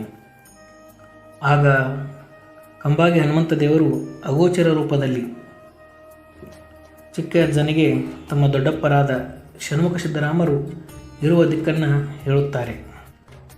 ಅದನ್ನು ಕೇಳಿ ಚಿಕ್ಕ ಅಜ್ಜನು ಆನಂದದಿಂದ ಹನುಮಂತ ದೇವರಿಗೆ ನಮಸ್ಕಾರ ಮಾಡಿ ಗರ್ಭಗುಡಿಯಿಂದ ಹೊರಗೆ ಬರುತ್ತಾರೆ. ಬಹಳಷ್ಟು ಸಮಯ ಆದ್ದರಿಂದ ಅಲ್ಲೇ ಹನುಮಂತ ದೇವಸ್ಥಾನದಲ್ಲಿ ವಿಶ್ರಾಂತಿ ಮಾಡಿ ಬೆಳಿಗ್ಗೆ ಪ್ರಯಾಣ ಮಾಡಬೇಕೆಂದು ಚಿಕ್ಕ ಅಜ್ಜ ನಿರ್ಧಾರ ಮಾಡ್ತಾನೆ. ಬೆಳಗಿನ ಸಮಯದಲ್ಲಿ ಎದ್ದು ಚಿಕ್ಕ ಅಜ್ಜ ತನ್ನ ದಿನನಿತ್ಯದ ಕರ್ತವ್ಯವನ್ನು ಮುಗಿಸಿಕೊಂಡು ಹನುಮಂತ ದೇವರಿಗೆ ಒಂದು ವಿಶೇಷ ಪೂಜೆಯನ್ನು ಮಾಡಿ ಹನುಮಂತ ದೇವರು ಹೇಳಿದ ದಿಕ್ಕಿನ ಕಡೆಗೆ ಚಿಕ್ಕ ಅಜ್ಜ ಪ್ರಯಾಣ ಮಾಡುತ್ತಾನೆ. ಹೀಗೆ ಪ್ರಯಾಣ ಮಾಡುತ್ತಾ ಸುಮಾರು 4-5 ಗಂಟೆಗೆ ಸಾಯಂಕಾಲ 4-5 ಗಂಟೆಗೆ ಬಿದಿರಿ ಗ್ರಾಮಕ್ಕೆ ಬರುತ್ತಾನೆ. ಬಿದಿರಿ ಗ್ರಾಮಕ್ಕೆ ಬಂದಾಗ ಆ ಗ್ರಾಮದಲ್ಲಿ ಒಬ್ಬ ಸನ್ಯಾಸಿ ಇರುವ ಬಗ್ಗೆ ಅಲ್ಲಿಯ ಕೆಲವು ವ್ಯಕ್ತಿಗಳು ಮಾತನಾಡುವುದನ್ನು ಕೇಳಿ ಚಿಕ್ಕ ಅಜ್ಜನು ಅವರನ್ನು ನೋಡಲೇಬೇಕೆಂದ ಅವರ ಆಶ್ರಮದ ಕಡೆಗೆ ಪ್ರಯಾಣ ಮಾಡುತ್ತಾನೆ. ಅವರ ಆಶ್ರಮಕ್ಕೆ ಹೋದಾಗ ತಮ್ಮ ದೊಡ್ಡಪ್ಪರ ಬಗ್ಗೆ ಅವರ ಅಜ್ಜ ಹೇಳಿದ ಮಾತುಗಳನ್ನು ಹೇಳುತ್ತಾನೆ. ಆಗ ಚಿಕ್ಕ ಅಜ್ಜನಿಗೆ ಇವರೇ ನಮ್ಮ ದೊಡ್ಡಪ್ಪ ಎಂದು ಚಿಕ್ಕನಿಗೆ ತಿಳಿಯುತ್ತದೆ. ಆಗ ಚಿಕ್ಕ ಅಜ್ಜನು ತನ್ನ ತಂದೆ ತೀರಿಕೊಂಡ ಬಗ್ಗೆ ಷಣ್ಮುಖ ಸಿದ್ದರಾಮರಿಗೆ ಹೇಳಿಕೊಳ್ತಾರೆ. ಆಗ ಷಣ್ಮುಖ ಸಿದ್ದರಾಮರು ವಿಷಾದ ಅಂದರೆ ದುಃಖವನ್ನು ವ್ಯಕ್ತಪಡಿಸುತ್ತಾರೆ. ಹೀಗೆ ಮಾತನಾಡುತ್ತಾ ಚಿಕ್ಕ ಅಜ್ಜನು ನಿಮ್ಮನ್ನು ಕರೆದುಕೊಂಡು ಹೋಗಲು ನಾನು ನಿಮ್ಮ ಬಳಿ ಬಂದಿದ್ದೇನೆಂದು ಚಿಕ್ಕ ಅಜ್ಜ ಷಣ್ಮುಖ ಸಿದ್ದರಾಮರಿಗೆ ಹೇಳುತ್ತಾನೆ. ಆಗ ಷಣ್ಮುಖ ಸಿದ್ದರಾಮರು ನಾನು ಒಂದು ಸಂಕಲ್ಪದ ಸಲುವಾಗಿ ಇಲ್ಲಿ ವಾಸವಿದ್ದೇನೆ. ಆ ಸಂಕಲ್ಪ ಈಡೇರುವವರೆಗೂ ನಾನು ಸಾರವಾಡ ಗ್ರಾಮಕ್ಕೆ ಬರುವುದಿಲ್ಲ ಎಂದು ಚಿಕ್ಕಜ್ಜನಿಗೆ ಹೇಳುತ್ತಾರೆ. ಆ ಸಂದರ್ಭದಲ್ಲಿ ಷಣ್ಮುಖ ಸಿದ್ದರಾಮರು ಚಿಕ್ಕ ಅಜ್ಜನ ತಲೆಯ ಮೇಲೆ ಇಟ್ಟು ಮಾತನಾಡುತ್ತಿರುವಾಗ ಈ ವ್ಯಕ್ತಿಯ ಮೂಲಕ ಅಂದರೆ ಚಿಕ್ಕ ಅಜ್ಜನ ಮೂಲಕ ನನ್ನ ಸಂಕಲ್ಪ ಈಡೇರುತ್ತದೆ ಎಂದು ಹೇಳಿ ಷಣ್ಮುಖ ಸಿದ್ದರಾಮರು ಒಂದು ಆಲೋಚನೆಗೆ ಬರುತ್ತಾರೆ. ಆಗ ಚಿಕ್ಕ ಅಜ್ಜನು ತಮ್ಮ ದೊಡ್ಡಪ್ಪರನ್ನು ಕರೆದುಕೊಂಡು ಹೋಗುವ ವಿಷಯವನ್ನು ಮರೆತು ಅಂದರೆ ಆ ವಿಷಯವನ್ನು ತಾತ್ಕಾಲಿಕವಾಗಿ ಬಿಟ್ಟು ತಮ್ಮ ದೊಡ್ಡಪ್ಪರ ಸಂಕಲ್ಪ ಏನಿದೆ ಎಂದು ತಿಳಿದುಕೊಳ್ಳಲು ಉತ್ಸಾಹಕನಾಗುತ್ತಾನೆ. ಹೀಗೆ ಚಿಕ್ಕ ಅಜ್ಜನು ತಮ್ಮ ದೊಡ್ಡಪ್ಪರ ಸಂಕಲ್ಪವನ್ನು ತಿಳಿದುಕೊಂಡು ಆಗ ತಮ್ಮ ದೊಡ್ಡಪ್ಪರಾದ ಷಣ್ಮುಖ ಸಿದ್ದರಾಮರು ಈ ಸಂಕಲ್ಪ ಈಡೇರಬೇಕಾದರೆ ಆಲಮಟ್ಟಿಯ ಚಂದ್ರಗಿರಿಯಲ್ಲಿರುವ ಚಂದ್ರಮ್ಮ ತಾಯಿಯನ್ನು ಭೇಟಿಯಾಗು. ಆ ತಾಯಿಯು ಈ ಸಂಕಲ್ಪ ಈಡೇರುವ ಸಲುವಾಗಿ ಒಂದು ಮಹತ್ವವಾದ ದಾರಿಯನ್ನು ಹೇಳುತ್ತಾಳೆಂದು ಷಣ್ಮುಖ ಸಿದ್ದರಾಮರು ಚಿಕ್ಕ ಅಜ್ಜನಿಗೆ ಹೇಳುತ್ತಾರೆ. ಚಿಕ್ಕ ಅಜ್ಜನು ಷಣ್ಮುಖ ಸಿದ್ದರಾಮರ ಮಾತಿನಂತೆ ನಡೆದುಕೊಂಡು ಅವರ ಆಶೀರ್ವಾದವನ್ನು ಪಡೆದುಕೊಂಡು ಮತ್ತೆ ಕುದುರೆ ಸವಾರಿಯ ಮೂಲಕ ಆಲಮಟ್ಟಿಯ ಚಂದ್ರಮ್ಮ ತಾಯಿಯ ದೇವಸ್ಥಾನದ ದಿಕ್ಕಿನ ಕಡೆಗೆ ಪ್ರಯಾಣ ಮಾಡುತ್ತಾನೆ. ಹೀಗೆ 1-2 ದಿನ ಕಳೆದ ನಂತರ ಚಿಕ್ಕ ಅಜ್ಜನು ಈಗಿರುವ ಆಲಮಟ್ಟಿಯ ಚಂದ್ರಮ್ಮ ತಾಯಿಯ ದೇವಸ್ಥಾನದ ಬಳಿ ಬರುತ್ತಾನೆ. ಸಾಯಂಕಾಲದ ಸಮಯಕ್ಕೆ ಚಂದ್ರಗಿರಿಯ ದೇವಸ್ಥಾನದ ಬಳಿ ಬಂದು ಸಾಯಂಕಾಲ ತಾಯಿಯ ದರ್ಶನ ಮಾಡಬೇಕೆಂದು ಗರ್ಭಗುಡಿಗೆ ದೇವಸ್ಥಾನದ ಬಳಿ ಹೋದಾಗ ಅಲ್ಲೊಂದು ವಿಚಿತ್ರ ಸನ್ನಿವೇಶವು ಕಂಡುಬರುತ್ತದೆ. ಚಿಕ್ಕ ಅಜ್ಜನು ಆ ವಿಚಿತ್ರ ಸನ್ನಿವೇಶನ ಕಂಡು ವಿಚಲಿತನಾಗುತ್ತಾನೆ. ಚಂದ್ರಮ್ಮ ತಾಯಿ ಮತ್ತು ಚಿಕ್ಕ ಅಜ್ಜನ ದರ್ಶನ. ಜ್ಞಾನ ಇಲ್ಲದವನಿಗೆ ಬೋಧನೆ ಮಾಡಿದರೇನಯ್ಯ, ಹಸಿವೆ ಇಲ್ಲದವನಿಗೆ ಪಂಚ ಪಕ್ವಾನ್ನಗಳನ್ನು ಬಡಿಸಿದರೇನಯ್ಯ, ಬದುಕಿನ ಮೌಲ್ಯ ತಿಳಿಯದೆ 100 ವರ್ಷ ಬದುಕಿದರೇನಯ್ಯ, ಅರ್ಥ ಅನರ್ಥದಂತೆ ಬದುಕುವ ಬುದ್ಧಿಜೀವಿಗಳಂತೆ ಮರುಳ ಚಿಕ್ಕಯ್ಯ ಎಂಬ ನಾಣ್ಣುಡಿಯಂತೆ ಚಿಕ್ಕ ಅಜ್ಜನು ಷಣ್ಮುಖ ಸಿದ್ದರಾಮರ ಮಾತಿನಂತೆ ಈಗಿರುವ ಆಲಮಟ್ಟಿಯ ಚಂದ್ರಗಿರಿ ದೇವಸ್ಥಾನಕ್ಕೆ ಬರ್ತಾನೆ. ಚಂದ್ರಗಿರಿಯ ದೇವಸ್ಥಾನದಲ್ಲಿ ವಿಚಿತ್ರವಾದ ಸನ್ನಿವೇಶವನ್ನು ಕಂಡಾಗ ಚಿಕ್ಕ ಅಜ್ಜನು ಆ ಪೂಜಾರಿ ಜೊತೆಗೆ ಮಾತನಾಡಲು ಮುಂದೆ ಹೋಗುತ್ತಾನೆ. ಆಗ ಚಿಕ್ಕ ಅಜ್ಜನು ಪೂಜಾರಿಯ ಬಳಿಗೆ ಹೋದಾಗ ಪೂಜಾರಿಯು ದೇವಸ್ಥಾನದ ಮುಂಭಾಗಿಲಿಗೆ ಪೂಜೆ ಮಾಡುವುದನ್ನು ನೋಡಿ ಚಿಕ್ಕ ಅಜ್ಜನು ಪೂಜಾರಿಯನ್ನು ಕೇಳುತ್ತಾನೆ. ಏ ಅಜ್ಜ, ನೀ ಇಲ್ಲಿ ಯಾಕೆ ಪೂಜೆ ಮಾಡಾಕತ್ತೀಯ? ದೇವಸ್ಥಾನದ ಒಳಗಡೆ ಹೋಗಿ ಪೂಜೆ ಮಾಡಬೇಕು, ಆದರೆ ನೀ ಇಲ್ಲಿ ದೇವಸ್ಥಾನದ ಮುಂಭಾಗಿಲಿಗೆ ಪೂಜೆ ಮಾಡ್ತಾ ಇದ್ದಿಲ್ಲ, ಯಾಕೆ ಹಿಂಗೆ ಮಾಡಾಕತ್ತೀಯ? ಇಲ್ಲಿ ಹಿಂಗೆ ಯಾಕೆ ಮಾಡಾಕತ್ತೀಯ? ಇದೇನು ಇಲ್ಲಿ ಸಂಪ್ರದಾಯನ ಅಥವಾ ಒಳಗೆ ಹೋಗಕ್ಕೆ ಯಾರೂ ಆಗಿಲ್ವಾ ಅಂಥೇಳಿ 4-5-6 ಪ್ರಶ್ನೆಯನ್ನು ಚಿಕ್ಕ ಅಜ್ಜ ಆ ಪೂಜಾರಿಗೆ ಕೇಳುತ್ತಾನೆ. ಆಗ ಪೂಜಾರಿಯು ನಗುತ್ತಾ, ಚಿಕ್ಕಯ್ಯ, ನಾನು ಹುಟ್ಟಿದಾಗಿನಿಂದಲೂ ನಾನು ದೇವಸ್ಥಾನದ ಮುಂಭಾಗಿಲಿಗೆ ನಾನು ಪೂಜೆ ಮಾಡುತ್ತಿದ್ದೇನೆ. ಸರಿಸುಮಾರು 60-70 ವರ್ಷ ಆದ್ರೂ ನಾನು ದೇವಸ್ಥಾನದ ಒಳಗಡೆ ಒಮ್ಮೆಯೂ ಪ್ರವೇಶ ಮಾಡಿಲ್ಲ. ಇನ್ನು ಈ ದೇವಸ್ಥಾನದ ಬಗ್ಗೆ ನಾ ಏನು ನಿನಗೆ ಹೇಳಪ್ಪ ಅಂತ ಹೇಳಿ ಆ ಪೂಜಾರಿ ಚಿಕ್ಕ ಅಜ್ಜನಿಗೆ ಹೇಳ್ತಾರ. ಆಗ ಚಿಕ್ಕ ಅಜ್ಜನು, ಏ ಅಜ್ಜ, ನಾನು ನಿನ್ನನ್ನು ತಾಯಿಯ ದರ್ಶನ ಮಾಡಿಸುತ್ತೇನೆ, ಬಾಗಿಲು ತೆಗೆ ಎಂದು ಹೇಳುತ್ತಾನೆ. ಆಗ ಪೂಜಾರಿ ನಗುತ್ತಾ, ಚಿಕ್ಕಯ್ಯ, ನೀನು ಇನ್ನೂ ಚಿಕ್ಕ ವಯಸ್ಸಿನಂತೆ ಇರುವೆ, ಚಿಕ್ಕ ಬಾಲಕನಾಗಿ ನೀನು ಚಿಕ್ಕ ಬಾಲಕನಂತೆ ಮಾತನಾಡುತ್ತಿದ್ದೀಯ. ಯಾಕೆ ಬೇಕಿದ್ದು ನಿನಗೆ? ನೀ ಸುಮ್ಮ ನಮಸ್ಕಾರ ಮಾಡು, ಹೋಗಪ್ಪ ನೀ ಬಂದಾರಿಗೆ ಅಂಥೇಳಿ ಆ ಪೂಜಾರಿ ಏನಂತಾನ ಚಿಕ್ಕ ಅಜ್ಜನಿಗೆ ಹೇಳ್ತಾನೆ. ಆದರೆ ಚಿಕ್ಕ ಅಜ್ಜ ತಮ್ಮ ದೊಡ್ಡಪ್ಪರು ಹೇಳಿದ ಮಾತಿನಂತೆ ಹೇಗಾದರೂ ಮಾಡಿ ತಾಯಿಯ ದರ್ಶನವನ್ನು ಪಡೆಯಬೇಕಂತ ನಿರ್ಧಾರ ಮಾಡೇ ಬಂದಿರ್ತಾನೆ ಮೊದಲು. ಇದರಿಂದ ಚಿಕ್ಕ ಅಜ್ಜ ಸ್ವಲ್ಪ ಕೋಪದಿಂದ ಏನಂತಾನಂದ್ರೆ ಪೂಜಾರಿಗೆ, ನಾನು ನಿಮ್ಗೆ ತಾಯಿ ದರ್ಶನ ಮಾಡಿಸ್ತಾನೆ, ನಿನಗೆ ಒಬ್ಬಗ ಅಲ್ಲ, ನೀ ಯಾರು ಕರ್ಕೊಂಬರ್ತಿ ಕರ್ಕೊಂಬ, ಇಲ್ಲ ಅಂದ್ರೆ ನಿಮ್ಮ ಊರನ್ನವ್ರು ಒಟ್ಟರೂ ಕರ್ಕೊಂಬ, ನಾನು ನಿಮ್ಗೆ ತಾಯಿ ದರ್ಶನ ಮಾಡಿಸ್ತಾನೆ, ಆದ್ರೆ ನನಗೆ ಗುಡಿಯಾಗ ಪ್ರವೇಶ ಮಾಡೋಕ್ಕೆ ಅವಕಾಶ ಕೊಡಪ್ಪ ಅಂಥೇಳಿ ಪೂಜಾರಿಯನ್ನು ಕೇಳ್ತಾನೆ. ಆಗ ಪೂಜಾರಿಯು, ಭಾಳ ಸಮಯ ಆಗೈತಪ್ಪ, ಈಗ ಬೇಡ, ಇವತ್ತೊಂದಿನ ಇಲ್ಲಿ ವಸತಿ ಮಾಡು, ನಾಳೆ ಆದ್ರೆ ಊರಾನ ಹಿರಿಯರು ಅನ್ನೋದು ಕರ್ಕೊಂಬರ್ತನು, ಅವ್ರ ಜೋಡಿ ಮಾತಾಡಿ ನಿಮ್ಮ ಮುಂದೆ ಏನು ಮಾಡತ್ತೀಯಪ್ಪ ಅಂಥೇಳಿ ಪೂಜಾರಿ ಚಿಕ್ಕ ಅಜ್ಜನಿಗೆ ಹೇಳ್ತಾರ. ರವಿವಾರ ರಾತ್ರಿ ಸಮಯ ಆದ್ದರಿಂದ ಚಿಕ್ಕ ಅಜ್ಜನು ಆ ಚಂದ್ರಮ್ಮ ತಾಯಿಯ ದೇವಸ್ಥಾನದ ಮುಂಭಾಗಿಲ ಬಳಿ ಅಲ್ಲೇ ವಿಶ್ರಾಂತಿ ಮಾಡುತ್ತಾನೆ. ಹೀಗೆ ರಾತ್ರಿ ಕಳೆದು ಬೆಳಗ್ಗೆ ಆದಾಗ ಪೂಜಾರಿಯು ಆ ಊರಿನ ಪ್ರಮುಖರನ್ನು ಮತ್ತು ಗುರುಹಿರಿಯರನ್ನು ಕರೆದುಕೊಂಡು ದೇವಸ್ಥಾನದ ಬಳಿಗೆ ಬರುತ್ತಾರೆ.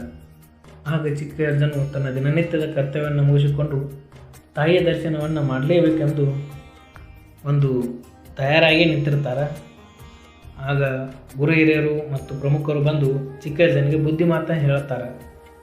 ಆದರೆ ಚಿಕ್ಕ ಅಜ್ಜ ಆ ಹಿರಿಯರ ಮಾತನ್ನು ಲೆಕ್ಕಿಸದೆ, ನಾನು ನನ್ನ ತಾಯಿಯ ದರ್ಶನವನ್ನು ಮಾಡಲೇಬೇಕಂತ ಬಂದಿದ್ದೇನೆ, ಬೇಕಾದರೆ ನೀವು ನನ್ನ ಜೊತೆಗೆ ಬನ್ನಿ, ಆದರೆ ನನ್ನ ತಾಯಿ ದರ್ಶನ ಮಾಡಿಕೊಂಡೇ ಹೋಗ್ಕಂತ ಹೇಳ್ತಾರೆ. ಹಾಗೂ ಅವ್ರ ಹಿರಿಯರು ಮತ್ತು ಆ ಗುರು ಹಿರಿಯರು ಒಳಗೆ ಯಾರೂ ಹೋಗಿರೋದು ನೋಡಿರಂಗಿಲ್ಲ, ಏನು ಆಕೈತೆ ಅನ್ನೋದು ಅವ್ರಿಗೆ ಗೊತ್ತಿರಂಗಿಲ್ಲ, ಏನಾರೇ ಆಗ್ಬೋದು ಅಂತೇಳಿ ಹೆಂಗೆ ಅವರು ಚಿಕ್ಕ ಬಾಲಕನು ಏನಾದರೂ ಆಗಿತ್ತು ಅಂತೇಳಿ ಅವರು ಗುರು ಹಿರಿಯರು ಧೈರ್ಯ ಮಾಡಿ ಚಿಕ್ಕ ಅಜ್ಜನಿಗೆ, ನಾವು ಬರಂಗಿಲ್ಲಪ್ಪ, ನೀವು ಹೋಗತ್ತೇಳಿ ಬಾಗಿಲನ್ನು ತೆಗೆದು ಬಿಡ್ತಾರೆ. ಒಂದೇ ಬಾಗಿಲನ್ನು ತೆಗೆದು ಬಿಟ್ಟಾಗ ವರ್ಷಲಾದ ಆಟದ್ರಾಗ ಪೂಜಾರಿ ಏನಂತಂದ್ರೆ, ನನಗೆ ಹೆಂಗಾದ್ರೂ ವಯಸ್ಸಾಗೈತಿ, ಸತ್ರ ಅಲ್ಲಿ ಗುಡಿಯಾಗ ತಾಯಿ ಗುಡಿಯಾಗನ ಸಾಯಿಲ್ಲ, ನಾನು ಹೆಂಗಾದ್ರೂ ಅದೊಂದು ಅವಕಾಶ ಬಂದೈತಿ, ನಾನು ಆ ಚಿಕ್ಕ ಬಾಲಕನ ಜೊತೆ ಹೋಗ್ಕಂತೇಳಿ ಹಿರಿಯರಿಗೆ ಹೇಳಿ ಆ ಬಾಲಕನ ಜೊತೆಗೆ ಪೂಜಾರಿಯು ದೇವಸ್ಥಾನ ಒಳಗಡೆ ಹೋಗಲು ಮುಂದಾಗುತ್ತಾರೆ. ಚಿಕ್ಕ ಅಜ್ಜನು ತನ್ನ ದೊಡ್ಡಪ್ಪರಾದ ಷಣ್ಮುಖ ಸಿದ್ದರಾಮರು ಹೇಳಿಕೊಟ್ಟ ಮಂತ್ರದ ಉಚ್ಚಾರಣೆಯನ್ನು ಮಾಡುತ್ತಾ ದೇವಸ್ಥಾನದ 5 ಬಾಗಿಲುಗಳನ್ನು ತೆಗೆದುಕೊಂಡು ತಾಯಿಯ ಬಳಿ ಹೋಗುತ್ತಾನೆ. ಒಂದೊಂದು ಬಾಗಿಲುಗಳು ದಾಟುತ್ತಿರುವಾಗ ಮಂತ್ರದ ಉಚ್ಚಾರಣೆಯನ್ನು ಮಾಡುತ್ತಾ ಒಂದು ಭಕ್ತಿಪೂರ್ವಕವಾದ ಮಂತ್ರ ಪಠನೆಯನ್ನು ಮಾಡುತ್ತಾ ತಾಯಿಯ ದೇವಸ್ಥಾನದ ಬಾಗಿಲುಗಳನ್ನು ತೆಗೆದುಕೊಂಡು ತಾಯಿಯ ಮುಂದೆ ಹೋಗಿ ಪೂಜಾರಿ ಮತ್ತು ಚಿಕ್ಕ ಅಜ್ಜ ಇಬ್ಬರು ಮುಂದೆ ನಿಲ್ಲುತ್ತಾರೆ. ಆಗ ತಾಯಿಯ ರೂಪವನ್ನು ಕಂಡು ಪೂಜಾರಿಯು ಬಹಳ ಭಯದಿಂದ ತಾಯಿಗೆ ನಮಸ್ಕಾರ ಮಾಡುತ್ತಾನೆ. ಚಿಕ್ಕ ಅಜ್ಜನು ನಗುತ್ತಾ ತಾಯಿಯಾಗೆ ನಮಸ್ಕಾರ ಮಾಡಿ ಆಶೀರ್ವಾದವನ್ನು ಪಡೆಯುತ್ತಾನೆ. ಆಗ ತಾಯಿಗೆ ಚಿಕ್ಕ ಅಜ್ಜ ಬರುತ್ತಾನೆ ಎಂದು ಮೊದಲೇ ಗೊತ್ತಿರುತ್ತದೆ. ಇದರಿಂದ ತಾಯಿ ಚಿಕ್ಕ ಅಜ್ಜನನ್ನು ಸ್ವಾಗತ ಮಾಡುತ್ತಾಳೆ. ಆಗ ಪೂಜಾರಿಯು ತಾಯಿಯ ಪಾದಗಳಿಗೆ ಪೂಜೆಯನ್ನು ಮಾಡಿ ಆಶೀರ್ವಾದವನ್ನು ಪಡೆಯುತ್ತಾನೆ.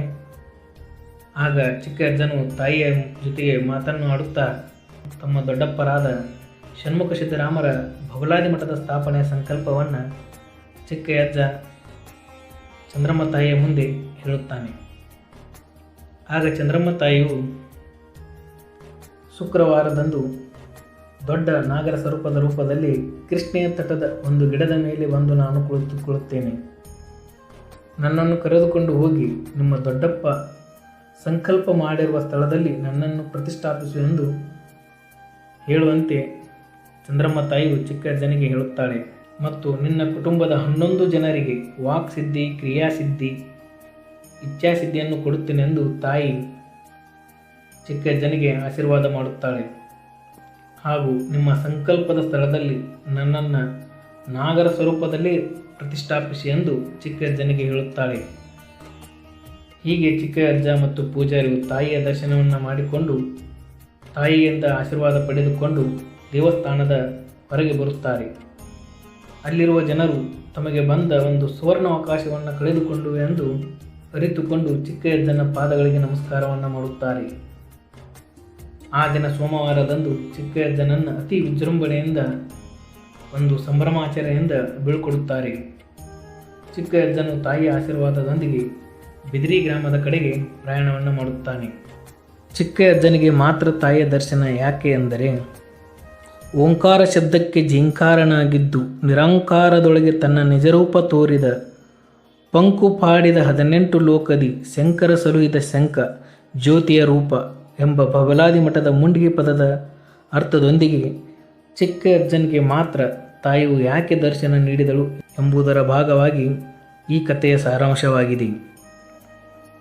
ಜಗನ್ಮಾತೆಯಾದ ಚಂದ್ರಮ್ಮ ತಾಯಿಯು ಸರಿಸುಮಾರು 2000 ವರ್ಷಗಳ ಹಿಂದೆ ಶ್ರೀಶೈಲದ ಉತ್ತರ ದಿಕ್ಕಿನ ಕಡೆಗೆ ಹೇಮಚಂದ್ರ ರಾಜನು ತನ್ನ ಸಂಸ್ಥಾನವನ್ನು ಆಳುತ್ತಿರುತ್ತಾನೆ. ಹೇಮಚಂದ್ರ ರಾಜನು ಚಾಮುಂಡಿಯ ಪರಮ ಭಕ್ತ. ಆದರೆ ರಾಜ ಚಾಮುಂಡಿಯ ಪರಮ ಭಕ್ತನಾಗಿರು ಅವನ ಮಕ್ಕಳಾಗಿರುವುದಿಲ್ಲ. ಇದರಿಂದ ಆ ಹೇಮಚಂದ್ರ ರಾಜ ಹೇಗಾದರೂ ಮಾಡಿ ಮಕ್ಕಳನ್ನು ಪಡೆಯಬೇಕೆಂದು ತನ್ನ ರಾಜ್ಯದ ಪಂಡಿತರ ಜೊತೆಗೆ ಒಂದು ಮಾತುಕತೆಯನ್ನು ಮಾಡಿ ಚಾಮುಂಡಿಯ ಯಜ್ಞವನ್ನು ಮಾಡುತ್ತಾನೆ. ಯಜ್ಞವನ್ನು ಮಾಡುತ್ತಿರುವಾಗ ಯಜ್ಞದ ಫಲವಾಗಿ ಚಾಮುಂಡಿಯು ಆ ಯಜ್ಞದಲ್ಲಿ ಪ್ರತ್ಯಕ್ಷಳಾಗಿ, ಏ ರಾಜನೇ, ನಿನಗೇನು ಬೇಕು ಕೇಳು ಎಂದು ಚಾಮುಂಡಿಯು ಹೇಮಚಂದ್ರ ರಾಜನಿಗೆ ಕೇಳುತ್ತಾಳೆ. ಆಗ ಹೇಮಚಂದ್ರ ರಾಜ, ನಿನ್ನ ದಯೆಯಿಂದ ನನ್ನ ಸಂಸ್ಥಾನವು ಸಂಪನ್ಮೂಲ ಭರಿತದಿಂದ ಕೂಡಿದೆ ತಾಯಿ. ಇಷ್ಟೆಲ್ಲ ಇದ್ದರೂ ನನಗೆ ಮಕ್ಕಳಾಗಿಲ್ಲ. ನಿನ್ನ ದಯದಿಂದ ನನಗೊಬ್ಬ ಮಗಳನ್ನಾಗಲಿ ಅಥವಾ ಮಗನನ್ನಾಗಲಿ ಕರುಣಿಸು ಎಂದು ಚಾಮುಂಡಿಗೆ ಹೇಮಚಂದ್ರ ರಾಜನು ಬೇಡಿಕೊಳ್ಳುತ್ತಾನೆ. ಆಗ ಚಾಮುಂಡಿಯು, ರಾಜ, ನಾನೇ ನಿನಗೆ ಮಗಳಾಗಿ ಜನ್ಮಿಸುತ್ತೇನೆ, ಚಿಂತಿಸಬೇಡ ಎಂದು ತಾಯಿಯು ಆ ರಾಜನಿಗೆ ಆಶೀರ್ವಾದ ಮಾಡ್ತಾಳೆ. ಆಶೀರ್ವಾದ ಮಾಡಿ ಮತ್ತೆ ತಾಯಿಯು ಕಣ್ಮರೆಯಾದಾಗ ರಾಜನು ಆಸ್ಥಾನದ ಪಂಡಿತರೊಂದಿಗೆ ಕೂಡಿ ತನ್ನ ಯಜ್ಞವನ್ನು ಸಂಪೂರ್ಣ ಮಾಡುತ್ತಾನೆ. ಹೀಗೆ ಕೆಲವು ವರ್ಷಗಳ ನಂತರ ಚಾಮುಂಡಿ ತಾಯಿಯು ಮಾತು ಕೊಟ್ಟಂತೆ ಹೇಮಚಂದ್ರ ರಾಜನ ಮಗಳಾಗಿ ಜನಿಸುತ್ತಾಳೆ. ದೇವರು ಮಾತು ಕೊಟ್ಟಾರಂದ್ರೆ ಮತ್ತು ಆ ಕಾರ್ಯ ನೆರವೇರಲೇಬೇಕೆಂಬ ಉದ್ದೇಶದಿಂದ ಚಾಮುಂಡಿಯು ಹೇಮಚಂದ್ರನ ಮಗಳಾಗಿ ರಾಜನ ಆಸ್ಥಾನದಲ್ಲಿ ಜನಿಸುತ್ತಾಳೆ. ತಾಯಿ ಜನಿಸಿದ್ದರಿಂದ ರಾಜನಿಗೆ ಮಿತಿಯೇ ಇಲ್ಲದಷ್ಟು ಸಂತೋಷವನ್ನು ಪಡುತ್ತಾನೆ. ಮುಂದೆ ತಾಯಿಗೆ ಆ ರಾಜನು ನಿಜಲಿಂಗಮ್ಮ ಎಂಬ ನಾಮಾಂಕಿತದಿಂದ ತಾಯಿಯನ್ನು ಹೆಸರಿಡುತ್ತಾನೆ. ಮೊದಲೇ ರಾಜನು ಸಂಪನ್ಮೂಲ ಭರಿತನಾದ ರಾಜನು ನಿಜಲಿಂಗಮ್ಮ ತಾಯಿಗೆ ವೇದಗಳ ಬಗ್ಗೆ, ಪುರಾಣಗಳ ಬಗ್ಗೆ ಮತ್ತು ರಾಜ್ಯದ ಯುದ್ಧ ನೀತಿಗಳ ಬಗ್ಗೆ ಎಲ್ಲ ವಿದ್ಯೆಯನ್ನು ತಾಯಿಗೆ ಕಲಿಸಲು ಮುಂದಾಗುತ್ತಾನೆ. ಅದೇ ರೀತಿ ತಾಯಿಯು ಸಾಕ್ಷಾತ್ ದೇವಿಯಾದ್ದರಿಂದ ತಾಯಿಯು ಎಲ್ಲ ವಿದ್ಯೆಯನ್ನು ಪಡೆದುಕೊಂಡು ತನ್ನ ಬಾಲ್ಯ ಜೀವನವನ್ನು ಕಳೆಯುತ್ತಾಳೆ. ಸಾಮಾನ್ಯವಾಗಿ ಹೆಣ್ಣು ಮಕ್ಕಳು ಆಗಿನ ಕಾಲದಾಗ 10-12 ವರ್ಷ ಆದ್ರೆ ಲಗ್ನ ಮಾಡ್ಬೇಕಂಥೇಳಿ ನಿರ್ಧಾರ ಮಾಡ್ತಾರೆ. ಅದೇ ರೀತಿ ಹೇಮಚಂದ್ರ ರಾಜನು ತಾಯಿಗೆ ಅಂದರೆ ನಿಜಲಿಂಗಮ್ಮ ತಾಯಿಗೆ ಒಂದು ಉನ್ನತವಾದ ರಾಜನ ಜೊತೆಗೆ ಮದುವೆ ಮಾಡಬೇಕೆಂದು ರಾಜ್ಯ ನಿಶ್ಚಯ ಮಾಡುತ್ತಾನೆ. ಇನ್ನು ರಾಜನು ವರಗಳ ಬಗ್ಗೆ ಮಾಹಿತಿ ಪಡೆದುಕೊಂಡು ಆ ವರಗಳನ್ನು ತನ್ನ ಮಗಳಾದ ನಿಜಲಿಂಗಮ್ಮ ತಾಯಿಯನ್ನು ನೋಡಲು ರಾಜ್ಯ ವಂಶಸ್ಥರ ವರಗಳನ್ನು ರಾಜನ ಆಸ್ಥಾನಕ್ಕೆ ಕರೆಸುತ್ತಾನೆ. ಕನ್ಯಾ ನೋಡಕ್ಕೆ ಆಗಿನ ಕಾಲದ ರಾಜರು ಒಂದು ಮಹಾ ದಂಡೋಪದಂಡವಾಗಿ ಕನ್ಯಾ ನೋಡಕ್ಕೆ ಆಗಿನ ಕಾಲದ ರಾಜ್ಯ ವಂಶಸ್ಥರು ಈ ನಿಜಲಿಂಗಮ್ಮ ತಾಯಿಯನ್ನು ನೋಡಕ್ಕೆ ಬಹಳ ದೊಡ್ಡ ಸಮೂಹದ ರಾಜ್ಯ ವಂಶಸ್ಥರ ಕುಟುಂಬಗಳು ವರರ ಕಡೆಯಿಂದ ನಿಜಲಿಂಗಮ್ಮ ತಾಯಿಯನ್ನು ಕನ್ಯೆ ನೋಡುವ ಸಲುವಾಗಿ ಬರುತ್ತಾರೆ. ಒಂದು ಥರ ಸ್ವಯಂವರ ನಡೆದಂತೆ ನಿಜಲಿಂಗಮ್ಮ ತಾಯಿಯ ಮದುವೆ ಸ್ವಯಂವರ ನಡೆಸುತ್ತಾರೆ. ಆಗ ರಾಜ್ಯ ಕುಟುಂಬದ ವರರು ತಾಯಿಯನ್ನು ನೋಡುತ್ತಿರುವಾಗ ನಿಜಲಿಂಗಮ್ಮ ತಾಯಿಯು ತನ್ನ ಶಕ್ತಿಯ ರೂಪದಿಂದ ಹುಲಿ ಮುಖದಂತೆ, ಸಿಂಹ ಮುಖದಂತೆ, ಕ್ರೂರ ಮೃಗಗಳಂತೆ ತನ್ನ ಮುಖವನ್ನು ಮಾಡಿಕೊಂಡು ತನ್ನ ಮುಖದ ಬದಲಾವಣೆಯನ್ನು ಮಾಡಿಕೊಂಡು, ಅಂದರೆ ಹುಲಿ ರೂಪದಲ್ಲಿ, ಸಿಂಹ ರೂಪದಲ್ಲಿ, ಒಂದು ವಿಭಿನ್ನವಾದ ಕ್ರೂರ ಮೃಗಗಳ ರೂಪದಲ್ಲಿ ತಾಯಿಯು ತನ್ನ ರೂಪವನ್ನೇ ಬದಲಾವಣೆ ಮಾಡಿಕೊಂಡು ಆ ವರರ ಮುಂದೆ ಕುಳಿತುಕೊಳ್ಳುತ್ತಿದ್ದಳು. ಇದರಿಂದ ಕನ್ಯಾ ನೋಡೋಕೆ ಬಂದು ವರಗಳೇನದಾವಲ್ಲ ದಿಕ್ಕು ತಪ್ಪಿ ಓಡಿ ಹೋಗ್ತಿದ್ದವು. ಮತ್ತು ಕನ್ಯಾ ನೋಡೋಕೆ ಬಂದಾಗ ಕನ್ಯಾ ಹಿಂಗೆ ಕ್ರೂರ ಮೃಗಗಳಂತೆ ಮುಖ ಮಾಡಿ ಕೂತಾಗ ಹೊರಗೆ ಕೇಳ್ಬೇಕನ್ನ ಹಂತುಟ್ಲಿ ಅಲ್ಲಿಂದ ಜಾಗಕ್ಕೆ ತೋಡಿದ್ರೆ ಸಾಕಪ್ಪ ಅಂತೇಳಿ ರಾಜ್ಯನ ಆಸ್ಥಾನವನ್ನು ಬಿಟ್ಟು ರಾಜ್ಯ ಕುಟುಂಬದ ವರರು ಓಡಿ ಹೋಗ್ತಾರೆ. ಹೆಂಗಪ್ಪ ಈ ನನ್ನ ಮಗಳಿಗೆ ಮದುವೆ ಮಾಡ್ಬೇಕಂಥೇಳಿ ಹೇಮಚಂದ್ರ ರಾಜ್ಯ ತುಂಬ ಚಿಂತಿಸುತ್ತಾನೆ. ಹೀಗೆ ಒಂದು ದಿನ ರಾಜ್ಯನ ಆಸ್ಥಾನಕ್ಕೆ ಉಜ್ಜಯಿನಿ ಪೀಠದ ಗುರುಗಳಾದ ಮುರಳಾರಾಧ್ಯರು ಹೇಮಚಂದ್ರನ ರಾಜ್ಯನ ಆಸ್ಥಾನಕ್ಕೆ ತಮ್ಮ ಪ್ರಯಾಣವನ್ನು ಮಾಡುತ್ತಾ ಬರುತ್ತಾರೆ. ಆಗ ರಾಜನು ಈ ಗುರುಗಳನ್ನು ಒಂದು ವಿಜೃಂಭಣೆಯಿಂದ ಸ್ವಾಗತ ಮಾಡಿಕೊಂಡು ಗುರುಗಳ ಬಳಿ ತನ್ನ ಮಗಳ ಬಗ್ಗೆ ವಿಚಾರಣೆಯನ್ನು ಮಾಡುತ್ತಾರೆ. ಆಗ ಗುರುಗಳಿಗೆ ತಮ್ಮ ಮಗಳ ನಿಜಲಿಂಗಮ್ಮ ತಾಯಿಯ ಜಾತಕವನ್ನು ಗುರುಗಳಿಗೆ ತೋರಿಸುತ್ತಾರೆ. ಆಗ ಗುರುಗಳು ತಾಯಿಯ ಜಾತಕವನ್ನು ಕಂಡು ನಗುತ್ತಾ, ಏ ರಾಜ, ನೀ ಏನು ಮಾಡ್ತಾ ಅಂತ ನಿರ್ಧಾರ ಮಾಡಿಯಪ್ಪ, ಯಾರಿಗೆ ಮದುವೆ ಮಾಡ್ಬೇಕಂತೇಳಿ ನೀನು ನಿರ್ಧಾರ ಮಾಡಿ? ಓ ಹೇಮಚಂದ್ರ ರಾಜ, ನಿನ್ನ ಮಗಳು ಸಾಮಾನ್ಯದವಳಲ್ಲ. ಅವಳನ್ನು ಮದುವೆ ಮಾಡಿ ಮದುವೆ ಬಂಧನದಲ್ಲಿ ಇಡಬೇಕಂತೇಳಿ ನಿರ್ಧಾರ ಮಾಡಿ ಅನಪ್ಪ. ಅದು ಈ ಜನ್ಮದಲ್ಲ, 7 ಜನ್ಮ, ಅಂದರೆ ಮುಂದೆ ಎಷ್ಟೋ ಜನ್ಮ ನೀ ಎತ್ತಿದರೂ ಈ ನಿನ್ನ ಮಗಳ ಮದುವೆ ಮಾಡಲು ನಿನ್ನಿಂದಲ್ಲ, ಯಾರಿಂದಲೂ ಸಾಧ್ಯವಲ್ಲ ಅಂತ ಗುರುಗಳು ಆ ರಾಜನಿಗೆ ಹೇಳುತ್ತಾರೆ. ರಾಜನು ಗುರುಗಳ ಬಳಿ ಮತ್ತೆ ಪ್ರಶ್ನೆ ಮಾಡುತ್ತಾ, ಯಾಕೆ ಗುರುಗಳೇ ಎಂದು ಕೇಳುತ್ತಾರೆ. ನಿನ್ನ ಮಗಳು ಸಾಕ್ಷಾತ್ ಚಾಮುಂಡಿ ಅವತಾರ.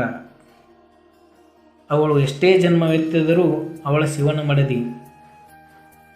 ಯಾವುದೇ ಒಂದು ಸನ್ನಿವೇಶದ ಸಲುವಾಗಿ ತಾಯಿಯು ನಿನ್ನ ಮಗಳಾಗಿ ಜನಿಸಿದ್ದಾಳೆ. ಅವಳನ್ನು ಮದುವೆ ಮಾಡಿ ನೀನು ಯಾವ ತಪ್ಪಿನಲ್ಲಿ ಸಿಗಬೇಕೆಂದು ಯೋಚಿಸಿದೆಯಾ? ನಿನ್ನ ಮಗಳ ಮದುವೆಯನ್ನು ಮಾಡುವುದನ್ನು ಬಿಟ್ಟು ಬಿಡು ಎಂದು ಹೇಮಚಂದ್ರ ರಾಜನಿಗೆ ಗುರುಗಳು ಹೇಳುತ್ತಾರೆ. ನಿನ್ನ ಮಗಳು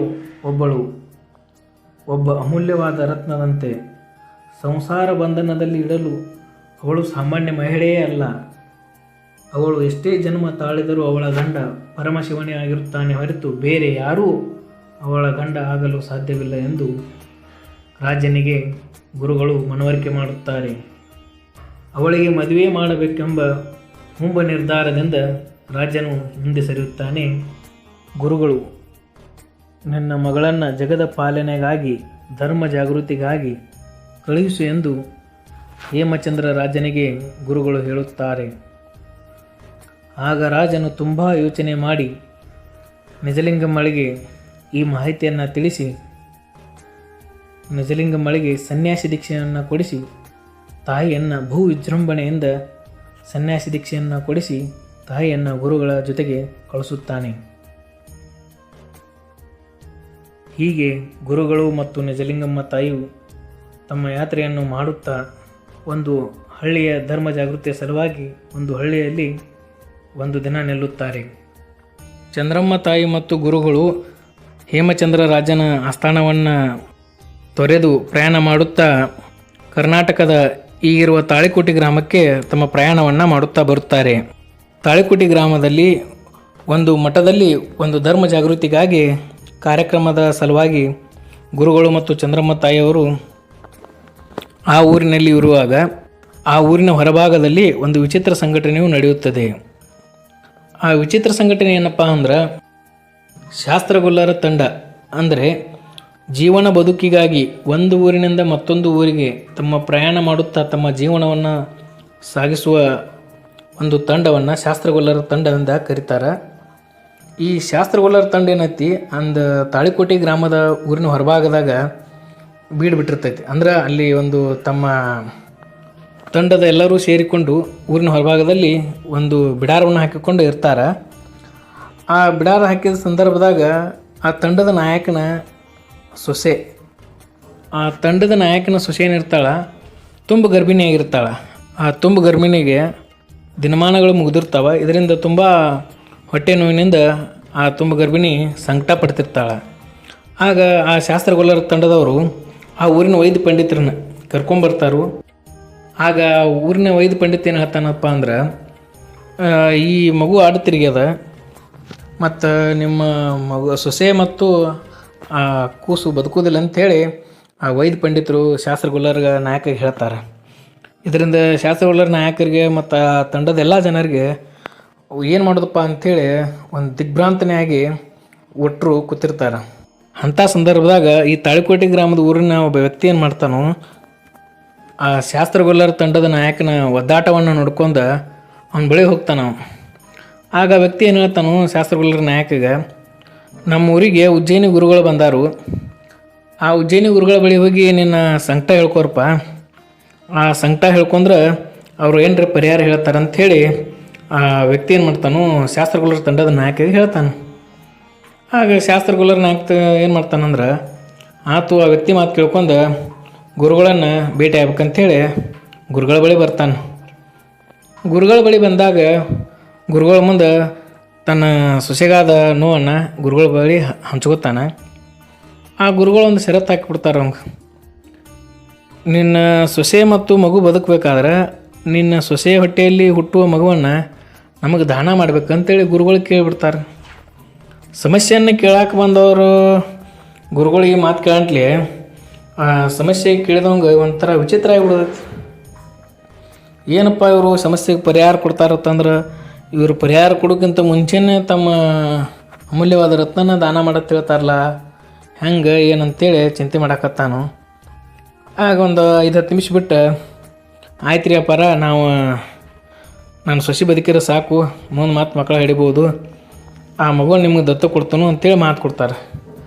ಆ ಗುರುಗಳು ಏನು ಮಾಡ್ತಾರೆ, ಒಂದು ಮಂತ್ರ ಉಚ್ಚಾರಣೆ ಮಾಡಿ ಆ ಶಾಸ್ತ್ರಗೊಲ್ಲರ ತಂಡದ ನಾಯಕಿಗೆ ಏನೈತಿ ಒಂದು ವಿಭೂತಿ ಕೊಡ್ತಾರೆ.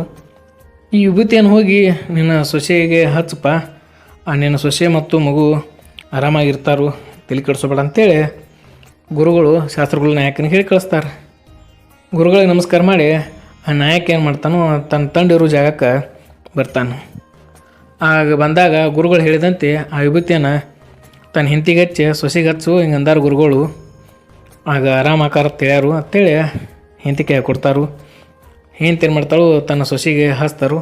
ಹಚ್ಚಿ ಒಂದು 15-20 ಮಿನಿಟ್ನಾಗ ಆ ಶಾಸ್ತ್ರಗೊಲ್ಲರ ತಂಡದ ನಾಯಕನ ಸೊಸೆಯು ಗಂಡು ಮಗುವಿಗೆ ಜನ್ಮ ಕೊಡ್ತಾಳೆ. ಜನ್ಮ ಕೊಟ್ಟಾಗ ಇದು ನಮ್ಮ ಶಾಸ್ತ್ರಗೊಲ್ಲರ ನಾಯಕನ ಗುರುಗಳಿಗೆ ಜೋಳಿಗಳಿಗೆ ಹಾಕ್ಬೇಕಾಗಿರತ್ತಲ್ಲ ಆ ಮಗುನ, ಮನೆಯವ್ರಿಗೆ ಹೆಂಗೆ ಹೇಳ್ಬೇಕಂತ ಮತ್ತೊಂದು ಚಿಂತೆನ ಕಾಡಕತ್ತೈತಿ. ಹೆಂಗೋ ಧೈರ್ಯ ಮಾಡಿ ಅವನ ನಾಯಕ ಇರ್ತಾನು. ಆಗ ತಂಡದ ಮಂದಿಗೆ ಎಲ್ಲರಿಗೆ ಗುರುಗಳು ಹಿಂಗೆ ಅಂದಿದ್ರಪ್ಪ, ಮತ್ತು ನಾನು ಸೊಸೆ ಮತ್ತು ಮಗು ಬದುಕಿರೋ ಸಾಕು, ನಾನು ಹುಟ್ಟಿದ ಮಗನ್ನ ಗುರುಗಳ ಜೋಳಿಗೆ ಹಾಕ್ತಂತ ಹೇಳಿ ಬಂದೇನೆ ಅಂತ ಹೇಳ್ತಾರತ್ತ. ಹಿಂಗೆ ಆಯ್ತು ಅಂತೇಳಿ ಒಟ್ಟರಿಗೆ ಒಪ್ಪಿಸ್ತಾನು. ಒಪ್ಪಿಸಿ ಗುರುಗಳಿಗೆ ಬಂದು ಹೇಳ್ತಾರು, ಹಿಂಗೆ 11 ದಿನಕ್ಕೆ ಏನೈತಿ ಆ ಮಗುವನ್ನು ನಿಮ್ಮ ಜೋಳಿಗಳಿಗೆ ಹಾಕ್ತೀವಪ್ಪ ಅಂಥೇಳಿ ಗುರುಗಳಿಗೆ ಆ ತಂಡದ ಅಷ್ಟು ನಾಯಕರು ಬಂದು ಗುರುಗಳಿಗೆ ಬಂದು ಹೇಳ್ತಾರೆ. ಹೀಗೆ ಒಂದು 11 ದಿನ ಆಗಂಟ್ಲಿ ಗುರುಗಳ ಜೋಳಿಗೆಗೆ ಆ ಮಗುವನ್ನು ದತ್ತಕ್ಕೆ ಹಾಕ್ತಾರು. ಅಂದ್ರೆ ಆ ಜೋಳಿಗೆಗೆ ಭಿಕ್ಷಾಟನೆ ಮಾಡಿಬಿಡ್ತಾರೆ ಹುಡುಗನ. ಆ ಮಗುವನ್ನು ಭಿಕ್ಷಾಟನೆ ಮಾಡಿದಾಗ ಗುರುಗಳು ಏನು ಹೇಳ್ತಾರೋ ಅವು ಮಗುಗೆ ವೀರ ಬಸವಂತಯ್ಯ ಅಂಥೇಳಿ ನಾಮಕರಣ ಮಾಡ್ತಾರೆ. ಹೀಗೆ ಗುರುಗಳು ಆ ಮಗುವನ್ನು ನಾಮಕರಣ ಮಾಡಿ ಗುರುಗಳು ಮತ್ತು ಚಂದ್ರಮ್ಮ ತಾಯಿ ಆ ಮಗು ವೀರ ಬಸವಂತಯ್ಯ ಕೂಡಿ ಮತ್ತು ತಮ್ಮ ಪ್ರಯಾಣವನ್ನು ಮುಂದುವರಿಸಿ ಗುರುಗಳೊಂದು ಆಶ್ರಮಕ್ಕೆ ಬರ್ತಾರೆ. ಆ ಗುರುಗಳು ಚಂದ್ರಮ್ಮ ತಾಯಿಗೆ ವಿದ್ಯೆಯನ್ನು, ಪುರಾಣಗಳನ್ನು, ಶಾಸ್ತ್ರಗಳನ್ನು, ಇನ್ನು ಹೆಚ್ಚಿನ ವಿದ್ಯಾಭ್ಯಾಸವನ್ನು ಗುರುಗಳು ಹೇಳ್ತಾರೆ. ಹೀಗೆ ಚಂದ್ರಮ್ಮ ತಾಯಿಯ ಎಲ್ಲ ವಿದ್ಯೆಯನ್ನು ಕಲಿತ ನಂತರ ಮುಂದೆ ಮತ್ತು ತಮ್ಮ ಪ್ರಯಾಣವನ್ನು ಮುಂದುವರಿಸ್ತಾರೆ. ಆಗ ಗುರುಗಳು ಮತ್ತು ಚಂದ್ರಮ್ಮ ತಾಯಿ ಈಗಿರುವ ಚಂದ್ರಮ್ಮ ತಾಯಿ ಅಂದ್ರೆ ಈಗಿರುವ ಆಲ್ಮಟ್ಟಿ ಸ್ಥಳಕ್ಕೆ ಗುರುಗಳು ಮತ್ತು ಚಂದ್ರಮ್ಮ ತಾಯಿ ಮತ್ತು ವೀರ ಬಸವಂತಯ್ಯ ಬರ್ತಾರೆ. ಆಗ ಬಂದಾಗ ಗುರುಗಳು ಚಂದ್ರಮ್ಮ ತಾಯಿಗೆ ಏನು ಹೇಳ್ತಾರಂದ್ರೆ, ಇದು ಸಾಕ್ಷಾತ್ ಸೀತಾಮಾತೆ ಇರುವ ಸ್ಥಳ. ಶ್ರೀರಾಮನು ಸೀತಾಮಾತೆಯನ್ನು ಹೊರಗೆ ಹಾಕಿದಾಗ ಸೀತಾಮಾತೆಯು ಒಬ್ಬ ಋಷಿಯ ಬಳಿ ಆಶ್ರಮ ಪಡೆದಿರ್ತಾಳ. ಆ ಸ್ಥಳ ಇದ್ದಾವ. ನೀನು ನಿನ್ನ ವಿದ್ಯಾಭ್ಯಾಸವನ್ನು, ನಿನ್ನ ಯಜ್ಞವನ್ನು ಮತ್ತು ನಿನ್ನ ಜ್ಞಾನವನ್ನು ಇಲ್ಲೇ ಮಾಡಬೇಕು. ಇದು ಅತ್ಯಂತ ಪವಿತ್ರವಾದ ಸ್ಥಳ ಅಂಥೇಳಿ ಚಂದ್ರಮ್ಮ ತಾಯಿಗೆ ಹೇಳ್ತಾರೆ. ಗುರುಗಳ ಮಾತಿನಂತೆ ಚಂದ್ರಮ್ಮ ತಾಯಿಯು ಒಪ್ಕೊಂಡು ಆ ಒಂದು ಗುಹೆದಾಗ ತನ್ನ ಜ್ಞಾನವನ್ನು ಮಾಡ್ತಾ ಇರ್ತಾಳೆ. ಚಂದ್ರಮ್ಮ ತಾಯಿ ಒಪ್ಕೊಂಡು ಜ್ಞಾನ ಮಾಡೋಕ್ಕೆ ಒಪ್ಕೋತಾಳೆ. ಆದರೆ ಚಂದ್ರಮ್ಮ ತಾಯಿಗೆ ವೀರ ಬಸವಂತ ಬಗ್ಗೆ ಕೇಳ್ಬೇಕಂತೇಳಿ ಒಂದು ಪ್ರಶ್ನೆಯನ್ನು ಗುರುಗಳ ಬಳಿ ಕೇಳ್ತಾಳೆ. ಆ ಗುರುಗಳು ಏನು ಹೇಳ್ತಾರಂದ್ರೆ, ಯಾರೇ ಒಂದು ಸಂಕಲ್ಪದ ಈಡೇರಿಸೋ ಸಲುವಾಗಿ ಈ ವೀರ ಬಸವಂತ ಏನೈತ್ಲೆ ಪ್ರತಿ ತನ್ನ ಜನ್ಮದಾಗ ಅವತಾರ ಎತ್ತಾನು. ಅವ್ರ ಸಂಕಲ್ಪ ಈಡೇರಿದ ನಂತರ ಅವನದೇನು ಆಯಸ್ಸೇನು ಭಾಳ ಇರೋದಿಲ್ಲ. ಆ ಸಂಕಲ್ಪ ಈಡೇರಿದ ನಂತರ ಏನೈತಿ ವೀರ ಬಸವಂತನ ಮರಣ ಹಾಕಿರ್ತೈತಿ. ಆ ಮರಣ ದುರ್ಗಾಮಾತೆ ಕೈಯಿಂದ ಹಾಕಿರ್ತೈತಿ ಅಂತ ಹೇಳ್ತಾರು. ಮುಂದೊಂದಿನ ಏನೈತಿ ವೀರ ಬಸವಂತಯ್ಯ ಇವನು ಮುಂದಿನ ಜನ್ಮದಾಗ ನಿನ್ನ ಬಳಿ ಸಹಾಯಕ್ಕೆ ಬರ್ತಾನು. ಅವನು ಏನು ಕೇಳ್ತಾನಲ್ಲ ಆ ಸಹಾಯವನ್ನು ನೀನು ನೆರವೇರಿಸ್ತೆ ಅಂತೇಳಿ ಗುರುಗಳು ಚಂದ್ರಮ್ಮ ತಾಯಿಗೆ ಹೇಳ್ತಾರು. ಹೇಳಿ ಚಂದ್ರಮ್ಮ ತಾಯಿ ಗುರುಗಳಿಗೆ ನಮಸ್ಕಾರ ಮಾಡಿ ತಮ್ಮ ಗುರುಗಳು ಮತ್ತು ವೀರ ಬಸವಂತಯ್ಯ ತಮ್ಮ ಪ್ರಯಾಣವನ್ನು ಮುಂದುವರಿಸ್ತಾರು.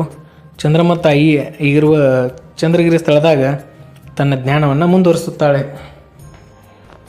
ಮರುಳಾರಾಧ್ಯರು ಗುರುಗಳು ಹೇಳಿದಂತೆ ಬಬಲಾದಿ ಮಠದ ಧರ್ಮ ಜಾಗೃತಿಗಾಗಿ ವೀರ ಬಸವಂತಯ್ಯನು ಚಿಕ್ಕಯ್ಯನಾಗಿ ಜನ್ಮಿಸುತ್ತಾನೆ.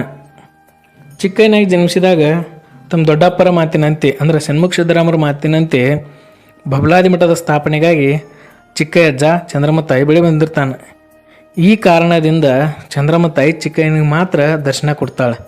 ಅಂದ್ರೆ ವೀರ ಬಸವಂತನ ಹಿಂದಿನ ಜನ್ಮದಾಗ ಏನು ಗುರುಗಳು ಹೇಳಿರ್ತಾರಲ್ಲ ಆ ಮಾತಿನ ಪ್ರಕಾರ ಚಂದ್ರಮ್ಮ ತಾಯಿ ಚಿಕ್ಕಯ್ಯನಿಗೆ ತನ್ನ ಮಂದಿರದ ಪ್ರವೇಶಿಗೆ ಅವಕಾಶ ಮಾಡಿಕೊಡ್ತಾಳೆ.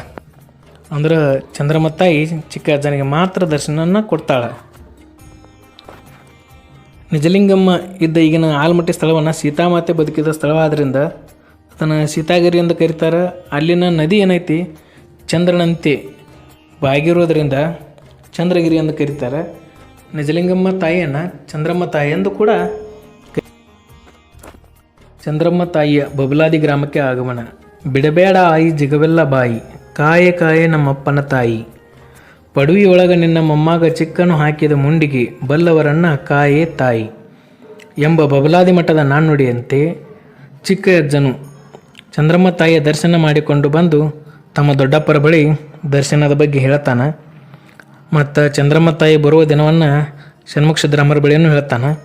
ಚಂದ್ರಮ್ಮ ತಾಯಿ ಶುಕ್ರವಾರದಿಂದ ಬರ್ತಾಳು. ಒಂದು ನಾಗರ ಸ್ವರೂಪದಾಗ ಒಂದು ಗಿಡದ ಕಂಟಿ ಮೇಲೆ ಕೂತಿರ್ತಾನಂತ ಹೇಳ್ಯಾಳು ತಾಯಿ. ಆಗ ಕರ್ಕೊಂಡು ಹೋಗು ನಿಮ್ಮ ಇಷ್ಟವಾದ ಸ್ಥಳದಲ್ಲಿ ನನ್ನನ್ನು ಸ್ಥಾಪಿಸಂಥೇಳಿ ಚಂದ್ರಮ್ಮ ತಾಯಿ ಚಿಕ್ಕಜ್ಜಾಗ ಹೇಳ್ತಾಳೆ. ಅದ ಮಾತನ್ನು ಚಿಕ್ಕಜ್ಜ ಷಣ್ಮುಖ ಸಿದ್ದರಾಮರ ಮುಂದೆ ಹೇಳ್ತಾನೆ. ಹೀಗೆ ತಾಯಿ ಹೇಳಿದ ದಿನ ಅಂದ್ರೆ ಶುಕ್ರವಾರ ದಿನ ಒಂದು ಗಿಡದ ಕಂಟಿ ಮೇಲೆ ಕೂತಿರ್ತಾಳು ದೊಡ್ಡ ನಾಗರ ಸ್ವರೂಪನ್ಯಾಗ. ಆ ನಾಗರ ಸ್ವರೂಪ ನೋಡಂಟ್ಲಿಯಲ್ಲಿರುವ ಜನರಿಗೆ ಸ್ವಲ್ಪ ಭಯ ಆಗ್ತದೆ. ಭಯ ಆದ್ದರಿಂದ ಗುರುಗಳ ಬಳಿ ಬಂದು ಹೇಳ್ತಾರು. ಗುರುಗಳ ಬಳಿ ಬಂದು ಹೇಳಾಗ ಚಂದ್ರವ ತಾಯಿ ಬಂದಾಳು. ಆ ತಾಯಿಯನ್ನು ಕರ್ಕೊಂಬರೋಣ ಅಂಥೇಳಿ ವಾದ ಮೇಳ ಭವ್ಯ ಮೆರವಣಿಗೆ ಎಲ್ಲರನ್ನ ಕರ್ಕೊಂಡು ಷಣ್ಮುಖ ಸಿದ್ದರಾಮ ಮತ್ತು ಚಿಕ್ಕಯ್ಯಜ್ಜರು ತಾಯಿಯನ್ನು ಕರ್ಕೊಂಬರಕ್ಕೆ ಹೋಗ್ತಾರು.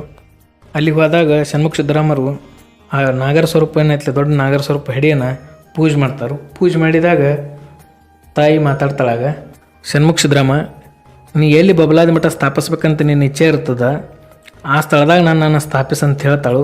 ನಿನಗೆ ಯಾರು ಅಡ್ಡಿ ಆತಂಕ ಬಂದ್ರಂದ್ರೆ ಅವ್ರನ್ನ ನಾನು ನೋಡಿಕೊಳ್ತೇನೆ ಅಂಥೇಳಿ ಚಂದ್ರಮ್ಮ ತಾಯಿ ಷಣ್ಮುಖ ಸಿದ್ದರಾಮ ಮಾತು ಕೊಡ್ತಾಳೆ. ತಾಯಿ ಮಾತಿನಂತೆ ಷಣ್ಮುಖ ಸಿದ್ದರಾಮರು ತಾಯಿಯನ್ನು ತನ್ನ ನೆತ್ತಿ ಮೇಲೆ ಎತ್ತುಕೊಂಡು, ಅಂದ್ರೆ ಶಿಂಬಿಯನ್ನು ಮಾಡಿ, ನಾಗರ ಸ್ವರೂಪದ ಶಿಂಬಿಯನ್ನು ಮಾಡಿ ತನ್ನ ನೆತ್ತಿ ಮೇಲೆ ಇಟ್ಟುಕೊಂಡು ಷಣ್ಮುಖ ಸಿದ್ದರಾಮರು ಹಿಂದೆ ಏನು ಮೊಲ ಮತ್ತು ನಾಯಿ ಒಂದು ಸ್ಥಳದಾಗ ಶಾಂತ ರೀತಿಯಿಂದ ಕೂಡಿರ್ತಾವಲ್ಲ, ಆ ಸ್ಥಳಕ್ಕನ ತಾಯಿಯನ್ನು ಕರ್ಕೊಂಬರ್ತಾರೆ. ಆ ಕರ್ಕೊಂಬಂದಾಗ ಅದೇನು ಮಂಡ ಬೇಟೆಗಾರರು ಇರ್ತಾರಲ್ಲ, ಆ ಬೇಟೆಗಾರರು ಮತ್ತೆ ಅಡ್ಡಿಪಡಿಸ್ತಾರೆ. ಅಡ್ಡಿಪಡಿಸಂಟ್ಲಿ ಚಂದ್ರಮ್ಮ ತಾಯಿ ತನ್ನ ಕೋಪದಿಂದ ಏನೈತಿ ಆ ಅಡ್ಡಿಪಡಿಸಿದ ಎಲ್ಲ ಬೇಟೆಗಾರರನ್ನು ಸಂಹಾರ ಮಾಡ್ತಾಳೆ. ಸಂಹಾರ ಮಾಡೋದ್ರಾಗ ಆ ಊರಿನ ಒಬ್ಬಕ್ಕೆ ಮುದುಕಿ ಆಗ ಷಣ್ಮುಖ ಸಿದ್ದರಾಮರ ಬಳಿ ಕೇಳ್ತಾಳೆ, ಅಪ್ಪಾರ ಎಲ್ಲರನ್ನೂ ಸಂಹಾರ ಮಾಡಿದ್ರಂದ್ರೆ ನಿಮ್ದು ಇದನ್ನು ಆಗಿದ್ದ ಚರಿತ್ರೆಯನ್ನು ಹೇಳಾಕರಿ ಒಂದು ಕುಟುಂಬ ಬಿಡಪ್ಪ ಅಂತೇಳಿ ಹೇಳ್ತಾರೆ.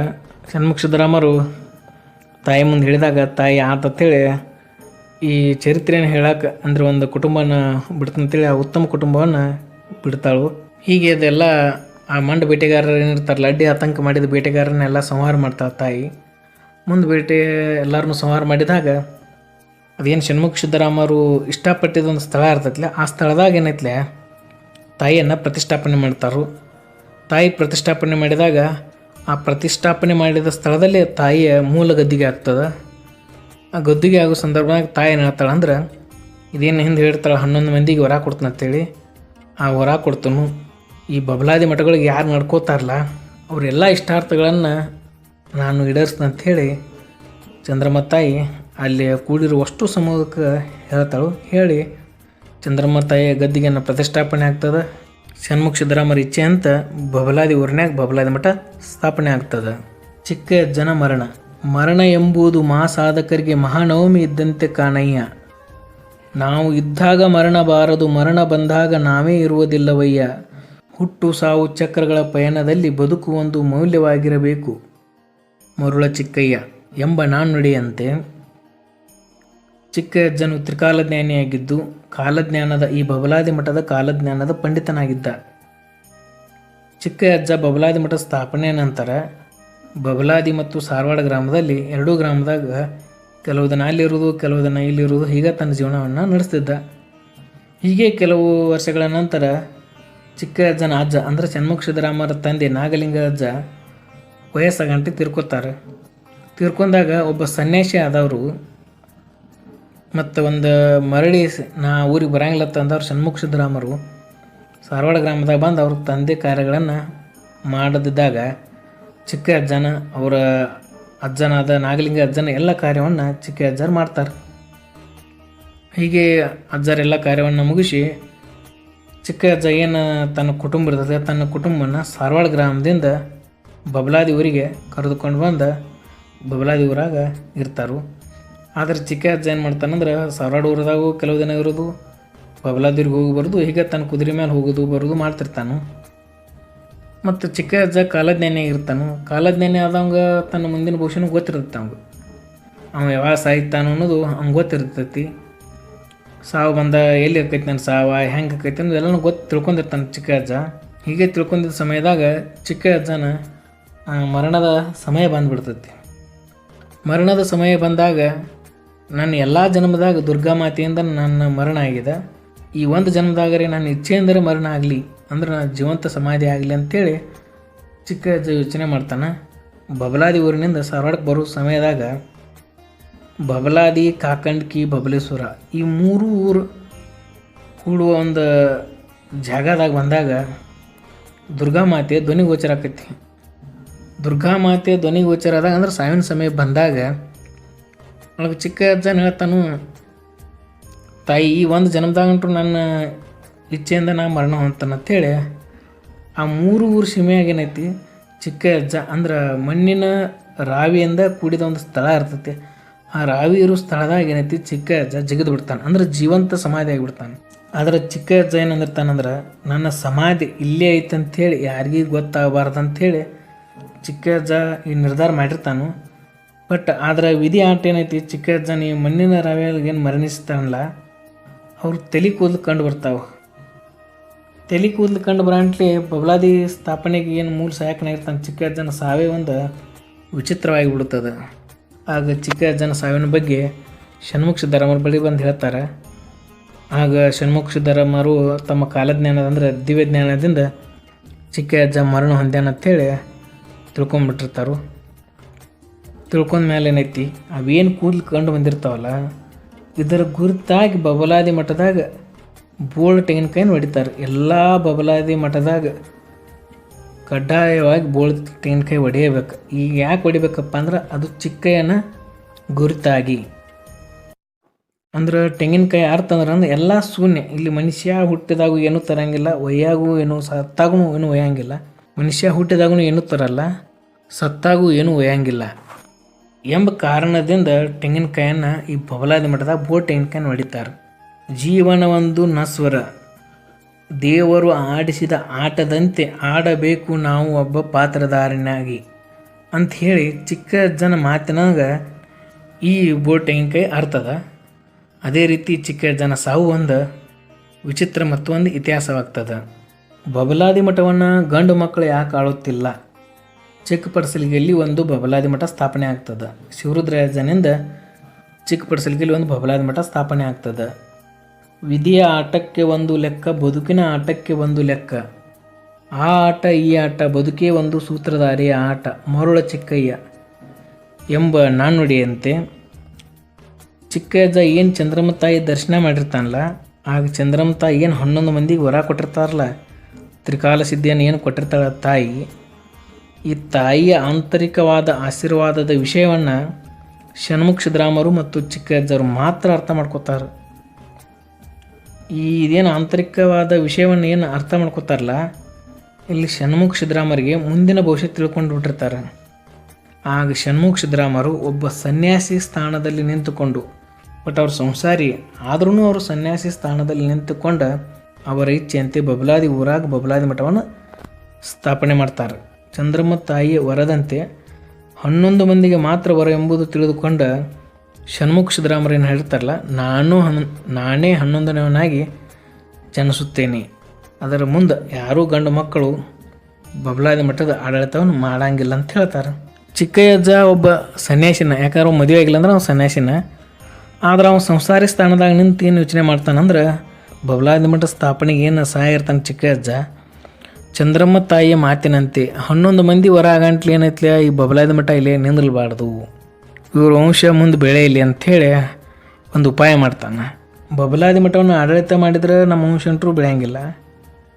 ಇದೇನು ವರ ಆಗಂಟ್ಲಿ ಏನು ಇನ್ನೊಂದು ಜನ್ಮದ ಏನು ಬರ್ತೈತ್ಲೆ, ಆ ಜನ್ಮದಾಗ ಬಂದಾಗ ಏನೈತಿ ನಾವು ಆಡಳಿತ ಮಾಡಲ ಬೇರೆ ಊರಾಗ ಹೋಗೋಣ ಅಂಥೇಳಿ ಚಿಕ್ಕಯ್ಯಜ್ಜ ಮೊದಲ ಯೋಚನೆ ಮಾಡಿರ್ತಾನೆ. ಚಿಕ್ಕಯ್ಯಜ್ಜ ಶಿವರುದ್ರಯ್ಯನಾಗಿ ಮರಳಿ ಜನಿಸುತ್ತಾನೆ, ಅದು ಸದಾಶಿವಜ್ಜನ ಚಿಕ್ಕಪ್ಪರಾಗಿ. ಹೀಗೆ ತಾಯಿಯ ಆಂತರಿಕವಾದ ವಿಷಯವನ್ನು ಅಂದರೆ ತಾಯಿ ವರದ ಆಂತರಿಕ ವಿಷಯವನ್ನು ತಿಳಿದುಕೊಂಡು ಏನು ಶಿವರುದ್ರಯ್ಯ ಚಿಕ್ಕಯ್ಯಜ್ಜನ ಅವತಾರಿಯಾದ ಶಿವರುದ್ರಯ್ಯಜ್ಜ ಏನು ಇರ್ತಾನಂದ್ರೆ, ಇನ್ನು ಇಲ್ಲಿ ಇದ್ದು ಅಂದ್ರೆ ನಮ್ಮ ವಂಶ ಬೆಳೆಯಂಗಿಲ್ಲ, ಮುಂದೆ ನಾವು ನಮ್ಮ ಬಬಲಾದಿ ಮಠದ ವಂಶ ಬೆಳಿಬೇಕಂಥೇಳಿ ಬಬಲಾದಿ ಊರಾಗಿನ ಯಾವುದೇ ಆಸ್ತಿಗೆ ಆಸೆ ಪಡದೆ ಅಲ್ಲಿದು ಯಾವುದನ್ನು ತಗೊಂಡು ಬರಬಾರ್ದಂಥೇಳಿ ಉಟ್ಟು ಬಟ್ಟೆ ಮೇಲೆ ಚಿಕ್ಕಪಡಸಲಿಗೆ ಗೌಡರ ಮಾತಿನಂತೆ ಬಬಲಾದಿ ಊರವನ್ನು ತೊರೆದು ಈ ಚಿಕ್ಕಪಡಸಲಿಯಲ್ಲಿ ಬಂದು ತಮ್ಮ ಜೀವನವನ್ನು ಮುಂದೆ ಸಾಗಿಸ್ತಾರೆ.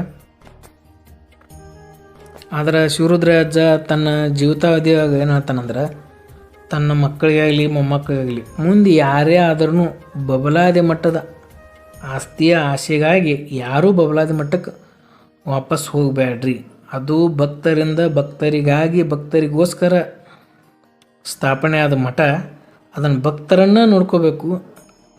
ಆದ್ದರಿಂದ ಆ ಬಬಲಾದಿ ಮಠವನ್ನು ಯಾರೂ ಈ ನನ್ನ ವಂಶಸ್ಥರೇನದಿರಲಿ ಯಾರೂ ಬಬಲಾದಿ ಮಠವನ್ನು ಆಡಳಿತ ಮಾಡೋಕ್ಕೆ ಹೋಗಬೇಡ್ರಿ ಅಂಥೇಳಿ ಶಿವರುದ್ರಯ್ಯಜ್ಜ ತನ್ನ ಮಕ್ಕಳಿಗೆ ತನ್ನ ಮೊಮ್ಮಕ್ಕಳಿಗೆ ಹೇಳ್ತಾನೆ.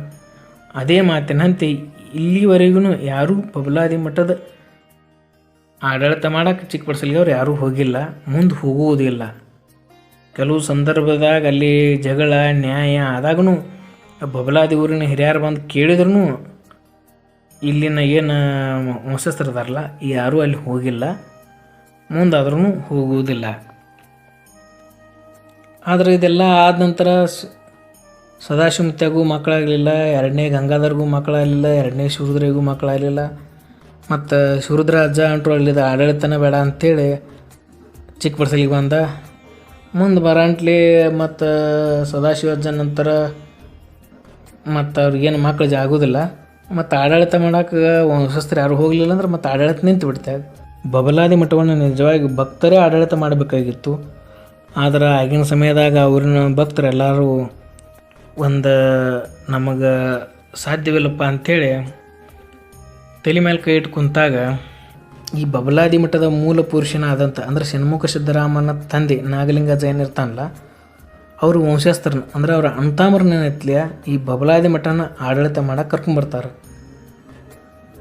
ಕರ್ಕೊಂಬಂದಾಗ ಅಂದ್ರೆ ಅವ್ರ ಈಗಿನೇನು ಚಮಕೇರಿ ಅಜ್ಜಾರ್ ಏನದಾರಲ್ಲ ಅವ್ರು ಅಂದ್ರೆ ನಾಗಲಿಂಗ ಅಜ್ಜನ ಅಣ್ಣ ತಮ್ಮರ ಸಂಬಂಧಿಕರವರು, ಅವ್ರನ್ನ ಆಳ್ಕೆ ಮಾಡೋಕ್ಕೆ ಕೌಟಿಗಿ ಗ್ರಾಮದ ಭಕ್ತರು ಕರ್ಕೊಂಬರ್ತಾರೋ. ಕರ್ಕೊಂಬಂದಾಗ ಹೇಗೋ ಕೆಲವೊಂದು ವರ್ಷ ಅವರು ಆಡಳಿತ ಮಾಡ್ತಾರೋ. ಸದಾಶಿವ ಅಜ್ಜನ ಹೆಂಡತಿ ಮತ್ತು ಎರಡನೇ ಶಿವರುದ್ರ ಅಜ್ಜನ ಹೆಂಡತಿ ತಮ್ಮ ತವರು ಮನೆಯ ದತ್ತಕ ಪುತ್ರರು ಅಂದ್ರೆ ತಮ್ಮ ಸಹೋದರರ ಮಕ್ಕಳನ್ನು ಈ ಬಬಲಾದಿ ಮಠ ಆಡಳಿತಕ್ಕಾಗಿ ಕರ್ಕೊಂಬಂದಿರ್ತಾರೋ. ಹೀಗೆ ಕರ್ಕೊಂಬಂದಾಗ ಇನ್ನು ಆಸ್ತಿ ವಿಷಯನೂ ಯಾವುದೋ ಒಂದು ಕಾರಣದಿಂದ ಈ ಆಡಳಿತ ಮಾಡೋಕ್ಕೆ ಬಂದವರು ಮತ್ತು ದತ್ತು ಪುತ್ರರ ನಡಬಳಕ ಆಸ್ತಿ ವಿವಾದ ಹೇಳ್ತೈತಿ.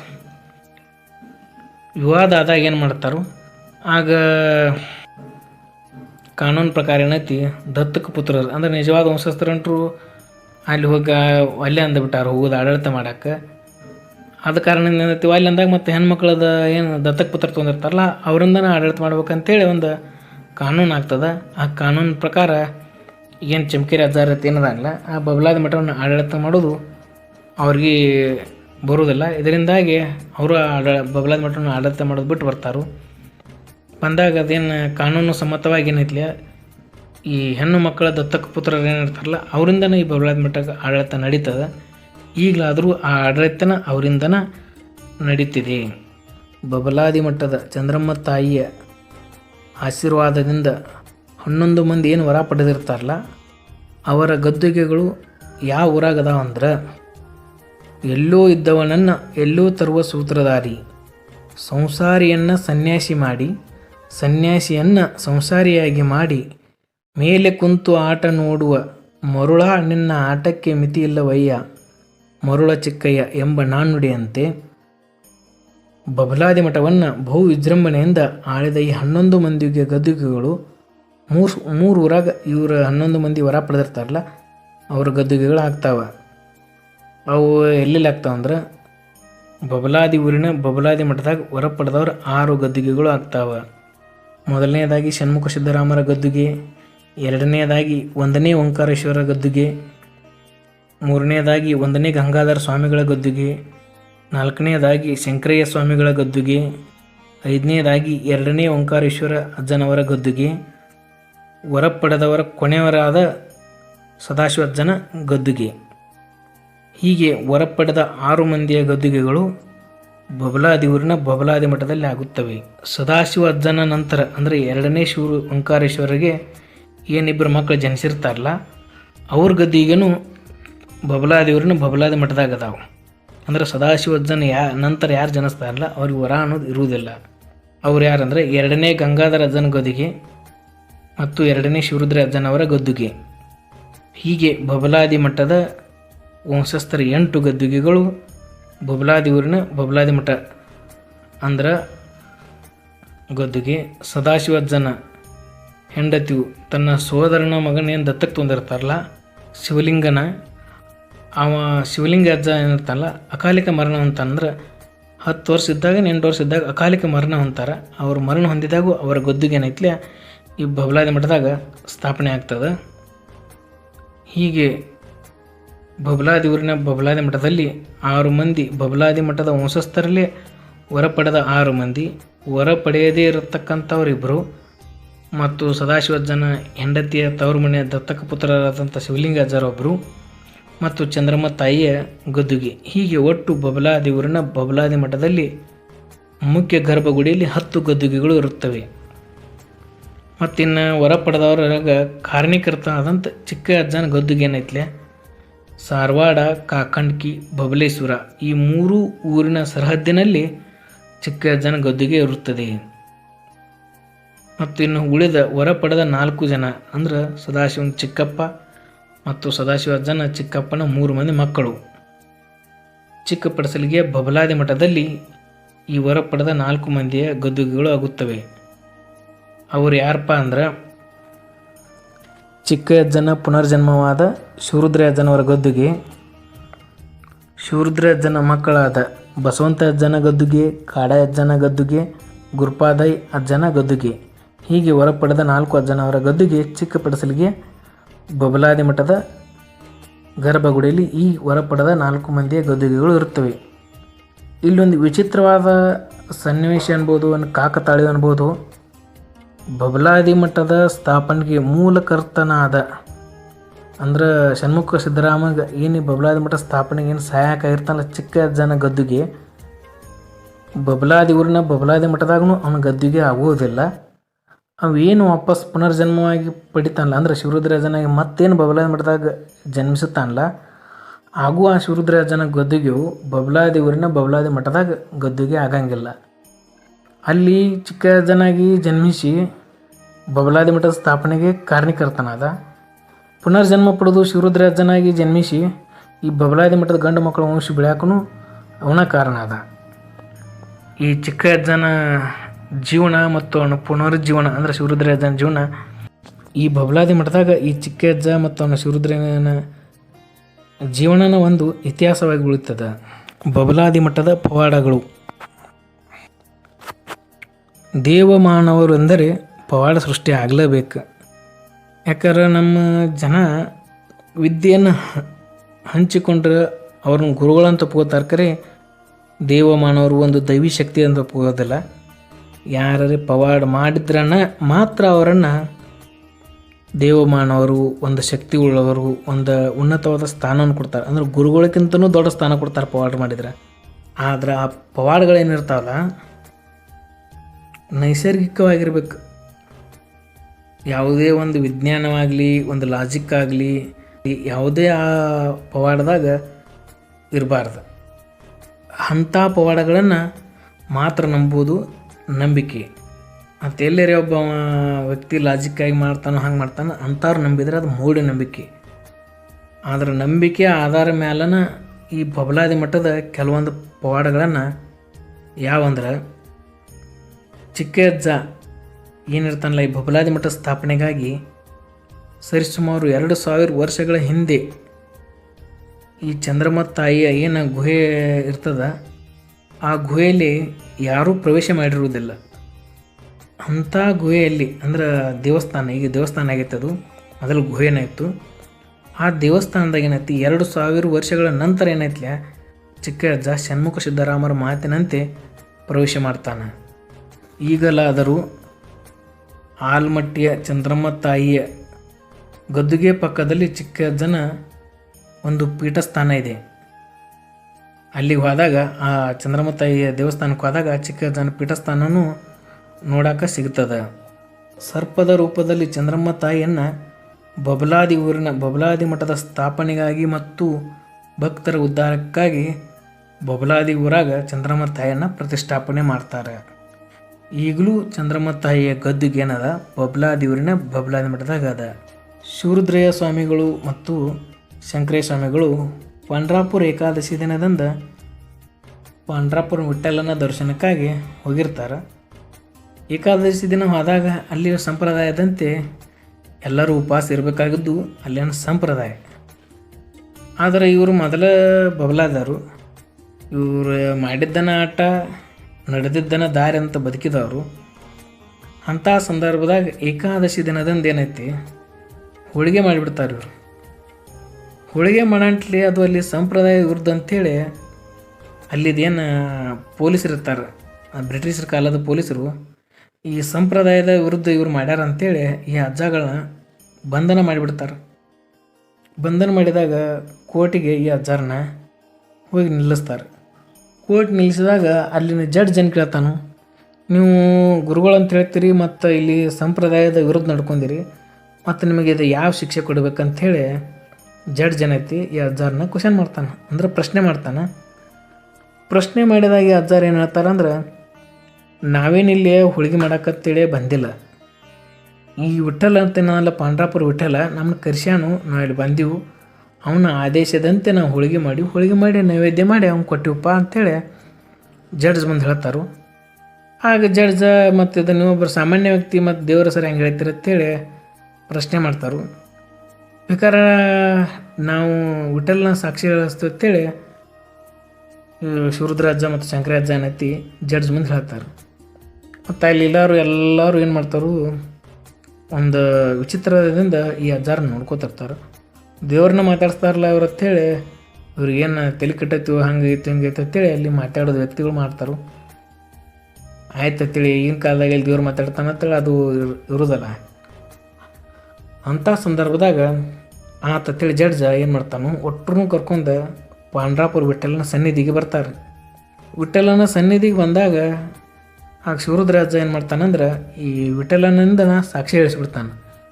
ಆಗ ಪಾಂಡ್ರಾಪುರ ವಿಠಲ ಇನ್ನು ಸಾಕ್ಷಾತ್ ಕೃಷ್ಣಾವತಾರ ಆದ ವಿಠಲನೇ ನಾನಾ ಬಬಲಾದಿ ಮಠದ ಶಿವರುದ್ರಾಜಾಗ ಮತ್ತು ಶಂಕರಾಚಾರ್ಯಗೆ ಹೋಳಿಗೆ ಮಾಡಂತೇಳೀನಿ, ಅವ್ರದ್ದೇನೂ ತಪ್ಪಿಲ್ಲ ಬಿಡ್ರಿ ಅಂಥೇಳಿ ವಿಠಲನ ಅಗೋಚರ ಧ್ವನಿಯ ಮೂಲಕ ಸಾಕ್ಷಿ ಹೇಳ್ತಾರೆ. ಆಗಿರುವ ಎಲ್ಲ ಜಡ್ಜು ಮತ್ತು ಎಲ್ಲರೂ ಈ ಗುರುಗಳಿಗೆ ಒಂದು ರೀತಿಯಿಂದ ತಲೆಬಾಗಿ ಗುರುಗಳನ್ನು ಬಂಧನದಿಂದ ಮುಕ್ತಿ ಮಾಡ್ತಾರೆ. ಈ ಕಾರಣದಿಂದ ಪಾಂಡ್ರಾಪುರ ವಿಠಲನ ದೇವಸ್ಥಾನದಿಂದ ಬಬಲಾದೇವ್ರನ್ನ ಬಬಲಾದಿ ಮಠಕ್ಕಾಗಿ ಕಪ್ಪು ಕಾಣಿಕೆ ರೂಪದಲ್ಲಿ ದಕ್ಷಿಣ ಬರ್ತದೆ. ಮತ್ತು ಮುದೋಳದಾಗ ಕಾರ್ತಿಕ್ ಮಾಸದ ದಿನ ಏನೈತಿ, ಸೈಯದ್ ಸಾಹೇಬರ ಮದಾರದ ಮೇಲೆ ಶಿವರುದ್ರ ಅಜ್ಜನ ಕುದುರೆ, ಅಂದ್ರೆ ಇವರು ಅವತ್ತು ಅಜ್ಜಾರ್ ನಿಷೇಧಾಗಿರವ್ರ, ನಿಷೇಧಾಗಿದ್ದಾಗ ಸಂದರ್ಭದಾಗ ಶಿವರುದ್ರ ಅಜ್ಜನ ಕುದುರೆ ಏನೈತಿ ಮದಾರದ ಮೇಲೆ, ಸೈಯದ್ ಸಾಹೇಬರ ಮದಾರದ ಮೇಲೆ ಕುದುರೆ ಹೋಗಿ ನಿಂತು ಬಿಡ್ತದೆ. ಸೈಯದ್ ಸಾಹೇಬರು ಒಬ್ಬರು ಮಹಾಪಾಂಡಿತ್ಯ ಉಳ್ಳವರಾಗಿರ್ತಾರೆ. ಮತ್ತು ಅಂಥವ್ರು ಮದಾರದ ಮೇಲೆ ಕುದುರೆ ನಿಂದ್ರಂಟ್ಲಿ ಅಲ್ಲಿ ಜನ ಎಲ್ಲರೂ ಹೊಡ್ಯಾಕೆ ಬಂದುಬಿಡ್ತಾರೆ. ಹೊಡ್ಯಾಕೆ ಬಂದಾಗ ಅವ್ರು ಏನು ಎತ್ತಿರ್ತಾರಲ್ಲ ಶಿವರುದ್ರಜ್ಜನ ಬಿಡ್ಯಾಕೇನು ಕೈ ಎತ್ತಿರ್ತಾರೋ ಆ ಕೈ ಅಂತರ ಉಳಿದು ಬಿಡ್ತಾವೆ, ಅಂತರ ನಿಂತು ಬಿಡ್ತಾವೆ, ಕೈ ಕೆಳಗೂ ಇಳಂಗಿಲ್ಲ, ಅಳಗಾಡೋದಿಲ್ಲ. ಆಗ ಆ ಮುದೋಳದಾಗೇನು ಒಬ್ಬ ರಾಜ್ಯ ವಂಶಸ್ಥನಂತ ಆಳ್ಕೆ ಮಾಡುವಂಥ ಒಬ್ಬ ವ್ಯಕ್ತಿ ಬಂದು ಅಜ್ಜಾರ್ ಪರಿಚಯ ಇರ್ತೈತೆ ಅವ್ರಿಗೆ. ಆಗ ಅಜ್ಜಾರ ಬದ್ದಲ ಹೇಳ್ತಾರಾಗ, ಹೇಳಿದ್ಮೇಲೆ ಅಜ್ಜಾರಿಗೆ ನಮಸ್ಕಾರ ಮಾಡ್ತಾರೆ. ನಮಸ್ಕಾರ ಮಾಡಿದ್ಮೇಲೆ ಅಜ್ಜಾರ ಅದಕ್ಕೆ ನೀವು ಈ ಸಮಸ್ಯೆನ ಪರಿಹರಿಸಿ ಅಂತ ಹೇಳ್ತಾರೆ. ಆಗ ಶಿವರುದ್ರಾಜ ಏನು ಹೇಳ್ತಾನಂದ್ರೆ, ಪೇಟ್ ಭರತು ಬಮ್ಮನ್ ಪೀರ್ ಮರೇತು ಮುಸಲ್ಮಾನ್ ಪೀರ್ ಜಿತಾ ಫಿರಾತ್ ಜಂಗಮ್ ಪೀರ್ ಎಂದು ಧರ್ಮದ ಅಭೇದತ್ವವನ್ನು ಬೋಧಿಸಿ ಕುದುರೆ ಇಳಿದು ಆದ ಸೈಯದ್ ಸಾಹೇಬ್ರ ಮದಾರದ ಬಾಜುಕಿನ ಮಣ್ಣು ಏನೈತಿ ಒಂದು ದುಪಾರ್ತಿಯಾಗಿ ಹಾಕ್ತಾರೋ, ಅದರಿಂದ ಏನು ಸುಗಂಧ ಬರ್ತದೆ, ಆ ಸುಗಂಧವನ್ನು ಮುದೋಳ ಆಗಿನ ಮುದೋಳ ಊರಿನ ಸುತ್ತೆಲ್ಲ ಹಬ್ತದ. ಹಬ್ಬಿದಾಗ ವಾಸನೆಯಿಂದ ಅವೇನು ಕೈ ಮೇಲೆ ಎತ್ತಿರ್ತಾರಲ್ಲ ಅವ್ರ ಕೈ ಎತ್ತಿದ್ದು ಕೆಳಗೆ ಇಳಿತೈತೆ, ಅವ್ರಿಗೆ ಆರಾಮಾಗ್ತೈತಿ.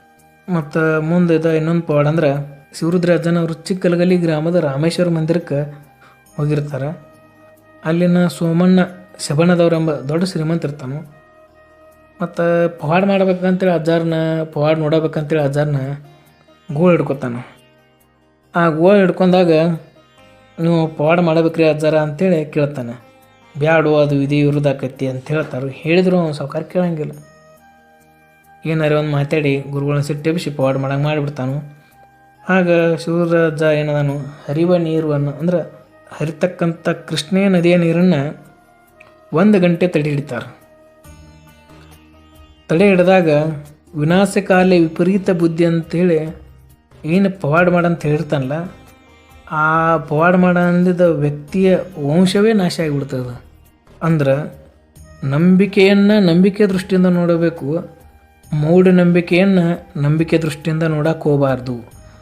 ಆದರೆ ಏನು ಪ್ರಸ್ತುತ ಕಾಲದಾಗ ಹೆಂಗೆ ಐತಂದ್ರೆ ಮೂಢನಂಬಿಕೆಯನ್ನು ನಂಬಿಕೆ ದೃಷ್ಟಿಯಿಂದ ನೋಡೋದು, ನಂಬಿಕೆಯನ್ನು ಮೂಢ ದೃಷ್ಟಿಯಿಂದ ನೋಡೋದು, ತಿಳಿಯುವುದನ್ನು ತಿಳಿಲಾರದೇ ಇರೋದು, ತಿಳಿಲಾರದ್ದನ್ನು ತಿಳಿದಂತೆ ನಡೆಯುವುದು ಈಗಿನ ಕಾಲದ ಜೀವನ ಆಗಿಬಿಟ್ಟೈತಿ. ಅದು 21ನೇ ಶತಮಾನದಾಗ ಅತಿ ಹೆಚ್ಚಾಗಿಬಿಟ್ಟದ. ಮತ್ತೊಂದು ಪವಾಡ ಅಂದ್ರೆ ಶಿವರುದ್ರಾಜನ ಸಂಚಾರ ಮಾಡುತ್ತಾ ಆಗಿನ ಕಾಲದಾಗ ಜಮಖಂಡಿ ಅನ್ನೋದೊಂದು ರಾಜ್ಯ ಸಂಸ್ಥಾನ ಆಗಿರ್ತದೆ. ಆ ಸಂಸ್ಥಾನದಾಗ ಹೋಗಿರ್ತಾರೋ, ಆದಾಗ ಅಲ್ಲಿನ ಕೆಲವು ದುಷ್ಟರು ಇರೋರಲ್ಲ, ಆ ದುಷ್ಟರು ಏನು ಹೇಳ್ತಾರಂದ್ರೆ ಶಿವರುದ್ರಾಜರ ಬದ್ದಲ್ಲ ಇವರು ಸೆರೆ ಕುಡದ ಇಲ್ಲಿ ತಿರುಗಾಡಕತ್ತಾರು, ಬೇಯ್ದು ದನಿಗೆ ಮಾಡೋದು ಮಾಡಕತ್ತಾರ ಅಂತೇಳಿ ರಾಜಾರಿಗೆ ಒಂದು ಹೋಗಿ ಮನವಿ ಮಾಡ್ತಾರೆ. ಮನವಿ ಮಾಡಿದಾಗ ರಾಜಾರ ಮುದ್ದಮಾಗಿ ಬಂದುಬಿಡ್ತಾರೆ. ರಾಜ ಬಂದಾಗ ಏನು ಮಾಡ್ತಾರಂದ್ರೆ, ನೀವು ಗುರುಗಳ ಮತ್ತು ಕೈಯಾಗಿ ಸೆರೆ ಹಿಡೋದು ಮತ್ತು ಹಿಂಗೆ ತಿರುಗಾಡಿದ್ರೆ ಹೆಂಗೆ ಅಂತೇಳಿ ಸ್ವಾಮಿಗಳಿಗೆ ಬೈತಾರೆ. ಬೇದಾಗ ಸ್ವಾಮಿಗಳು ಏನು ಮಾಡ್ತಾರಂದ್ರೆ, ಇದು ತೀರ್ಥವಲ್ಲ, ಹಣ್ಣಿನ ರಸ ಅದ, ನೀವು ಕುಡಿತೀರ ಕುಡಿಬೋದು, ಪರೀಕ್ಷಿಸರ ಪರೀಕ್ಷಿಸ್ಬೋದು ಅಂತ ಹೇಳ್ತಾರೆ. ಆಗ ರಾಜ ಏನು ಮಾಡ್ತಾನು, ಅಲ್ಲಿರುವ ಪಂಡಿತರನ್ನ ಕರೆಸಿ ಆಗ ಪರೀಕ್ಷೆ ಮಾಡಿದಾಗ ಅದು ತೀರ್ಥೋಗಿ ಹಣ್ಣಿನ ರಸ ಇರ್ತದೆ. ಮತ್ತು ಇನ್ನು ಬಬಲಾದಿ ಮಠದ ನೈವೇದ್ಯನ ಏನು ಈಗಿನ ಕಾಲದ ಜನ ತೀರ್ಥ ತಿಳ್ಕೊಂಡಾರಲ್ಲ, ಇದು ಹೆಂಗಿತ್ತು ಬಬಲಾದಿ ಮಠದ ನೈವೇದ್ಯ ಅಂತಂತೇಳಿ ಹೇಳೋದು ಒಂದು ಪವಾಡ ಆಗಿಬಿಟ್ಟೈತಿ. ಯಾಕಂದ್ರೆ ಬಬಲಾದಿ ಮಠದವ್ರ ಹೆಸರು ಹೇಳಿ ಹೇಳಿ ಹೇಳಿ ಈ ಮುತ್ಯಾಗಳಕ್ಕಿಂತ ಭಕ್ತರ ಹೆಚ್ಚು ಕುಡಿಯಾಕೈತಿ ಬಿಟ್ಟಾರ. ಆದ್ರೆ ನಿಜವಾಗ್ಲಿ ಬಬಲಾದಿ ಮಠದ ನೈವೇದ್ಯ ತೀರ್ಥವಲ್ಲ. ತೀರ್ಥ ಯಾಕೆ ಕಾರಣದಿಂದ ಆತ ಅನ್ನೋದು ಹೇಳ್ಬೇಕಾದ್ರೆ, ಬಬಲಾದಿ ಊರಾಗ ಏನು ಬಬಲಾದಿ ಮಠದ ಊರಾಗ ಈ ಶಿವರುದ್ರಾಜ ಮತ್ತು ಶಂಕರಾಜ ಅಂದರೆ ಸದಾಶಿವನ ತಂದೆ ಮತ್ತು ಚಿಕ್ಕಪ್ಪ, ಎರಡನೇ ಓಂಕಾರೇಶ್ವರು ಇವರೇನು ಆಡಳಿತ ಇರ್ತದೆ. ಆ ಆಡಳಿತ ಇದ್ದಾಗ ಒಂದು ಊರಿನ ಭಕ್ತರು ಏನು ಬಂದಿರ್ತಾರೋ ಸಾಯಂಕಾಲ ಸಮಯ ಬಂದಿರ್ತಾರೆ. ಆಗ ಬಬಲಾದಿ ಮಠಕ್ಕೆ ಬಂದಾಗ ಅದ್ರಾಗ ಒಂದು 3-4 ಮಂದಿ ಕುಡುಕರು ಇರ್ತಾರೋ. ಅವ್ರು ಕುಡುಕರ ಗಂಟ್ಲೆ ಬಬಲಾದಿ ಊರಾಗ ಸುತ್ತಮುತ್ತ ಮೊದಲು ಅದಕ್ಕೆ ಕೆಟ್ಟ ಅರಣ್ಯದ ನಡವರ್ಕ ಮಠ ಇತ್ತು. ಅಂಥ ಜಾಗದಾಗ ತೀರ್ಥ ಸಿಗಂದ್ರೆ ಅವ್ರಿಗೆ ಸಿಗ್ಬೇಕು. ಆಗ ಬಂದ ಭಕ್ತರು ಏನು ಮಾಡ್ತಾರೋ, ಅಜಾರ ನಮಗೆ ತೀರ್ಥ ಬೇಕಾಗೈತಿ, ನೀವು ದೊಡ್ಡ ಗುರುಗಳ, ನಮಗೆ ಒಟ್ಟು ನಿಮ್ಮ ಜಾಗದಾಗ ತೀರ್ಥ ಬೇಕು, ನೀವು ಹೆಂಗೆ ಮಾಡ್ತೀರಿ ಏನು ಮಾಡ್ತೀರಿ ಗೊತ್ತಲ್ಲ, ನಿಮ್ಮ ಜಾಗದಾಗ ನಮಗೆ ತೀರ್ಥ ಬೇಕು ನಮಗಂತ ಹೇಳ್ತಾರೆ. ಆಗ ಆಗೇನು 3 ಮಂದಿ ಅಜ್ಜಂದು ಇರ್ತಾರಲ್ಲ, ಆ ಭಕ್ತರಿಗೆ ಹೇಳ್ತಾರೆ ಅವ್ರು, ಅಲ್ಲಿ ಮೂಲ್ಯಾಗ ಹಿತ್ತಾಳೆ ಕೊಡ ಅದ, ಆ ಹಿತ್ತಾಳೆ ಕೊಡ ತೊಗೊಂಡು ಹೋಗಿ ಆ ಕೃಷ್ಣಾ ನದಿಯಾಗ ನೀರು ತುಂಬ್ಕೊಂಬರ್ರಿಪ್ಪ, ನೀರು ತುಂಬ್ಕೊಂಬಂದು ಇಲ್ಲಿ ಬಂದು ಇಡ್ರಿ, ಇಟ್ಟ ಮೇಲೆ ನಮ್ಗೆ ಹೇಳ್ತಂತಾರು. ಅವ್ರ ಮಾತಿನಂತೆ ಆ ಭಕ್ತರು ಏನು ಮಾಡ್ತಾರೆ, ಕೊಡ ತೊಗೊಂಡು ಹೋಗಿ ಕೃಷ್ಣಾ ನದಿ ನೀರನ್ನು ತುಂಬ್ಕೊಂಬಂದು ಇವ್ರ ಮುಂದೆ ಇಡ್ತಾರು. ಆಗ ಪೂಜೆ ಮಾಡ್ತಾರೆ. ಪೂಜೆ ಮಾಡೋಣಂಟ್ಲಿ ಆ ಭಕ್ತರು ಪೂಜೆ ಮಾಡ್ತಾರೆ. ಮಾಡಂಟ್ಲಿ ಆಗ ಅಜಾರ ಏನಾಗ್ತಾರೋ, ಈ ನೀರು ಕುಡಿ ಅಂತ ಹೇಳ್ತಾರೆ. ಕುಡಿ ಅಂತ ಹೇಳಂಟ್ಲಿ ಆಗ ಕುಡಿತಾರೋ, ಕುಡಿಯಂಟ್ಲಿ ಆಗ ಏನು ನೀರು ಕುಡಿತಾರಲ್ಲ ಅದು ತುಂಬ ನಶೆ ಆಗಿಬಿಡತ್ತೆ. ಅಲ್ಲಿ ಬಂದು ಭಕ್ತರಿಗೆ ಒಟ್ಟರಿಗೆ ನಿಶೆ ಆಗಿಬಿಡ್ತೈತಿ. ನಿಶೆ ಆಗಂಟ್ಲಿ ಅಲ್ಲಿ ಏನು ಭಕ್ತರು ಏನು ಅಜ್ಜಾರ ಜೈಕಾರ ಹಾಕ್ತಾರಲ್ಲ, ಆ ಜೈಕಾರ ಹಾಕಿ ದಿನದಿಂದನೇ ಚಾಲೂನ ಆಗ್ತದೆ. ಬಬಲಾದಿ ಮಠದಾಗ ತೀರ್ಥ ಅನ್ನೋದೊಂದು ನೈವೇದ್ಯ ಮಾಡಿಬಿಟ್ರು. ಅಲ್ಲಿಂದ ಆಂಧ್ರ ಶಿವರುದ್ರ ಅಜ್ಜ, ಶಂಕರ ಅಜ್ಜ, ಎರಡನೇ ಓಂಕಾರೇಶ್ವರ ಅಜ್ಜರಿಂದ ಈ ಬಬಲಾದಿ ಮಠಕ್ಕೆ ನೈವೇದ್ಯ ತೀರ್ಥ ಆಗತ್ತೆ ಹೊರತು ಮೊದಲು ಇವ್ರು ಏನು 1ನೇ ಗಂಗಾಧರ ಅಂದ್ರೆ ಈ 3 ಅಜ್ಜರ ತಂದೆ 1ನೇ ಗಂಗಾಧರ ಅಜ್ಜ, ಅವ್ರ ಅಜ್ಜ ಇದ್ದಾಗ ಬಬಲಾದಿ ಮಠದ ತೀರ್ಥ ನೈವೇದ್ಯ ಅಲ್ಲ. ಮೊದಲು ಏನೈತಿ, ಮೊದಲು ಆದ್ರೂ ಅಂಬ್ಲಿನ ಜೋಳದ ಅಂಬ್ಲಿನ ನೈವೇದ್ಯ, ಈಗಾದ್ರೂ ಜೋಳದ ಅಂಬ್ಲಿನ ನೈವೇದ್ಯ. ಆದರೆ ಈಗಿನ ಬಬಲಾದಿ ಮಟ್ಟದ ಏನು ಆಳ್ವಿಕೆ ಮಾಡತ್ತಾರೆ, ಗಂಡು ಮಕ್ಕಳಾಗಲಿ, ದತ್ತಕ ಪುತ್ರ ಆಗಲಿ, ಇವ್ರ ಸಂಬಂಧಿಕರಾಗಲಿ, ಇವ್ರ ಪವನ್ಯಾರ ಬೀಜರಾಗಲಿ, ಯಾರೇ ಈ ಸದಾಶಿವಮುತ್ಯನ ಅಜ್ಜನ ಹೆಸರು ಹೇಳ್ತಾರಲ್ಲ, ಎಲ್ಲರೂ ಬಬಲಾದಿ ಮುತ್ಯನ ತೀರ್ಥ ಪ್ರಸಾದ ಅಂದ್ರೆ ತೀರ್ಥಪ್ಪ ಅಂತ ಹೇಳಿಬಿಡ್ತಾರೆ. ದಯವಿಟ್ಟು ಇದನ್ನು ಯಾರೂ ಮಾಡಕ್ಕೆ ಹೋಗ್ಬೇಡ್ರಿ. ಬಬಲಾದಿ ಮುತ್ಯನ ಹೆಸರು ಹೇಳಿ ಮೊದಲು ಮಾಡಕ್ಕೆ ಹೋಗ್ಬೇಡ್ರಿ. ಮಾಡು ನಿಮ್ಮ ಚಟಕ್ಕಾಗಿ ಮಾಡ್ತೀರಿ, ಮುತ್ಯನ ಹೆಸರು ತೊಗೊಳಕ್ಕೆ ಹೋಗ್ಬೇಡ್ರಿ. ಚಟದಿಂದ ಕುಡಿಯುವ ದಾರು ಏನು ತೀರ್ತೈತಿವಲ್ಲ, ನೀವು ಕುಡಿದು ನೀವು ಹೆಂಗೋ ಮಾಡಿ ಮತ್ತು ಒಂದು ಅಜ್ಜನ ಹೆಸರಿನಾಗ ಕುಡಿತಿರ್ಲ, ಇದು ನಿಮ್ಮ ತಪ್ಪ, ಇದನ್ನು ಮಾಡಕ್ಕೆ ಹೋಗ್ಬೇಡ್ರಿ. ಇನ್ನು ಇನ್ನೊಂದು ಪವಾಡ ಅಂದ್ರೆ ಷಣ್ಮುಖ ಸಿದ್ದರಾಮರ ಅವತಾರವಾದ ಸದಾಶಿವಜ್ಜನ ಅವತಾರ. ಸದಾಶಿವಜ್ಜ ಚಿಕ್ಕ ವಯಸ್ಸಿನಾಗ ಇರ್ತಾನೆ. ಚಿಕ್ಕ ವಯಸ್ಸಿನಾಗಿದ್ದಾಗ ಪಕ್ಕದ ಊರಿಗೆ ಅಂದ್ರೆ ಬಾಜು ಊರಿಗೆ ಇರ್ತಾನೆ. ಊರಿಗೆ ಹೋದಾಗ ಅಲ್ಲಿ ತೇರು ನೋಡ್ತಾನೆ. ತೇರು ನೋಡಂಟ್ಲಿ ಸದಾಶಿವಜ್ಜನಿಗೆ ಒಂದು ವಿಚಿತ್ರವಾದ ವಾಹನ, ಅಂದ್ರೆ ತೇರು ಅಂದ್ರೆ ಮೊದಲು ದೊಡ್ಡ ಇರ್ತಾವೆ, ಒಂದು ಶೃಂಗಾರ, ಅದರದ ಭವ್ಯ ಮೆರವಣಿಗೆ, ಹೀಗೆ ಎಲ್ಲದಕ್ಕೂ ಸದಾಶಿವಜ್ಜ ಮಾರು ಹೋಗ್ತಾನೆ. ಅಂದ್ರೆ ಅದು ಸೌಂದರ್ಯಕ್ಕೆ, ತೇರಿನ ಸೌಂದರ್ಯಕ್ಕೆ ಮಾರು ಹೋಗ್ತಾನೆ. ಮಾರು ಹೋದಾಗ ಮರಳಿದಾಗ ಏನೈತಿ ಸದಾಶಿವ ಅಜ್ಜ ಬಂದ ತನ್ನ ಅಪ್ಪಗ ಅಂದರೆ ಶಂಕರ ಅಜ್ಜಾಗ ಹೇಳ್ತಾರೆ. ಆಗೇನು ಹೇಳ್ತಾರೆ, ಅಪ್ಪ ನಮ್ಮ ಊರಾಗ ಬಬಲಾದಿ ಮಠದಾಗ ತೇರು ಮಾಡೋನು, ಬಾಜು ಊರಾಗ ತೇರದ ನಮ್ಮ ಮಠದಾಗೂ ತೇರು ಆಗ್ಬೇಕಂತ ಹೇಳ್ತಾನೆ. ಆಗ ಶಂಕರ ಅಜ್ಜ ಯಾಕಪ್ಪ ಸದಾಶಿವ ಅಂತ ಕೇಳ್ತಾನೆ.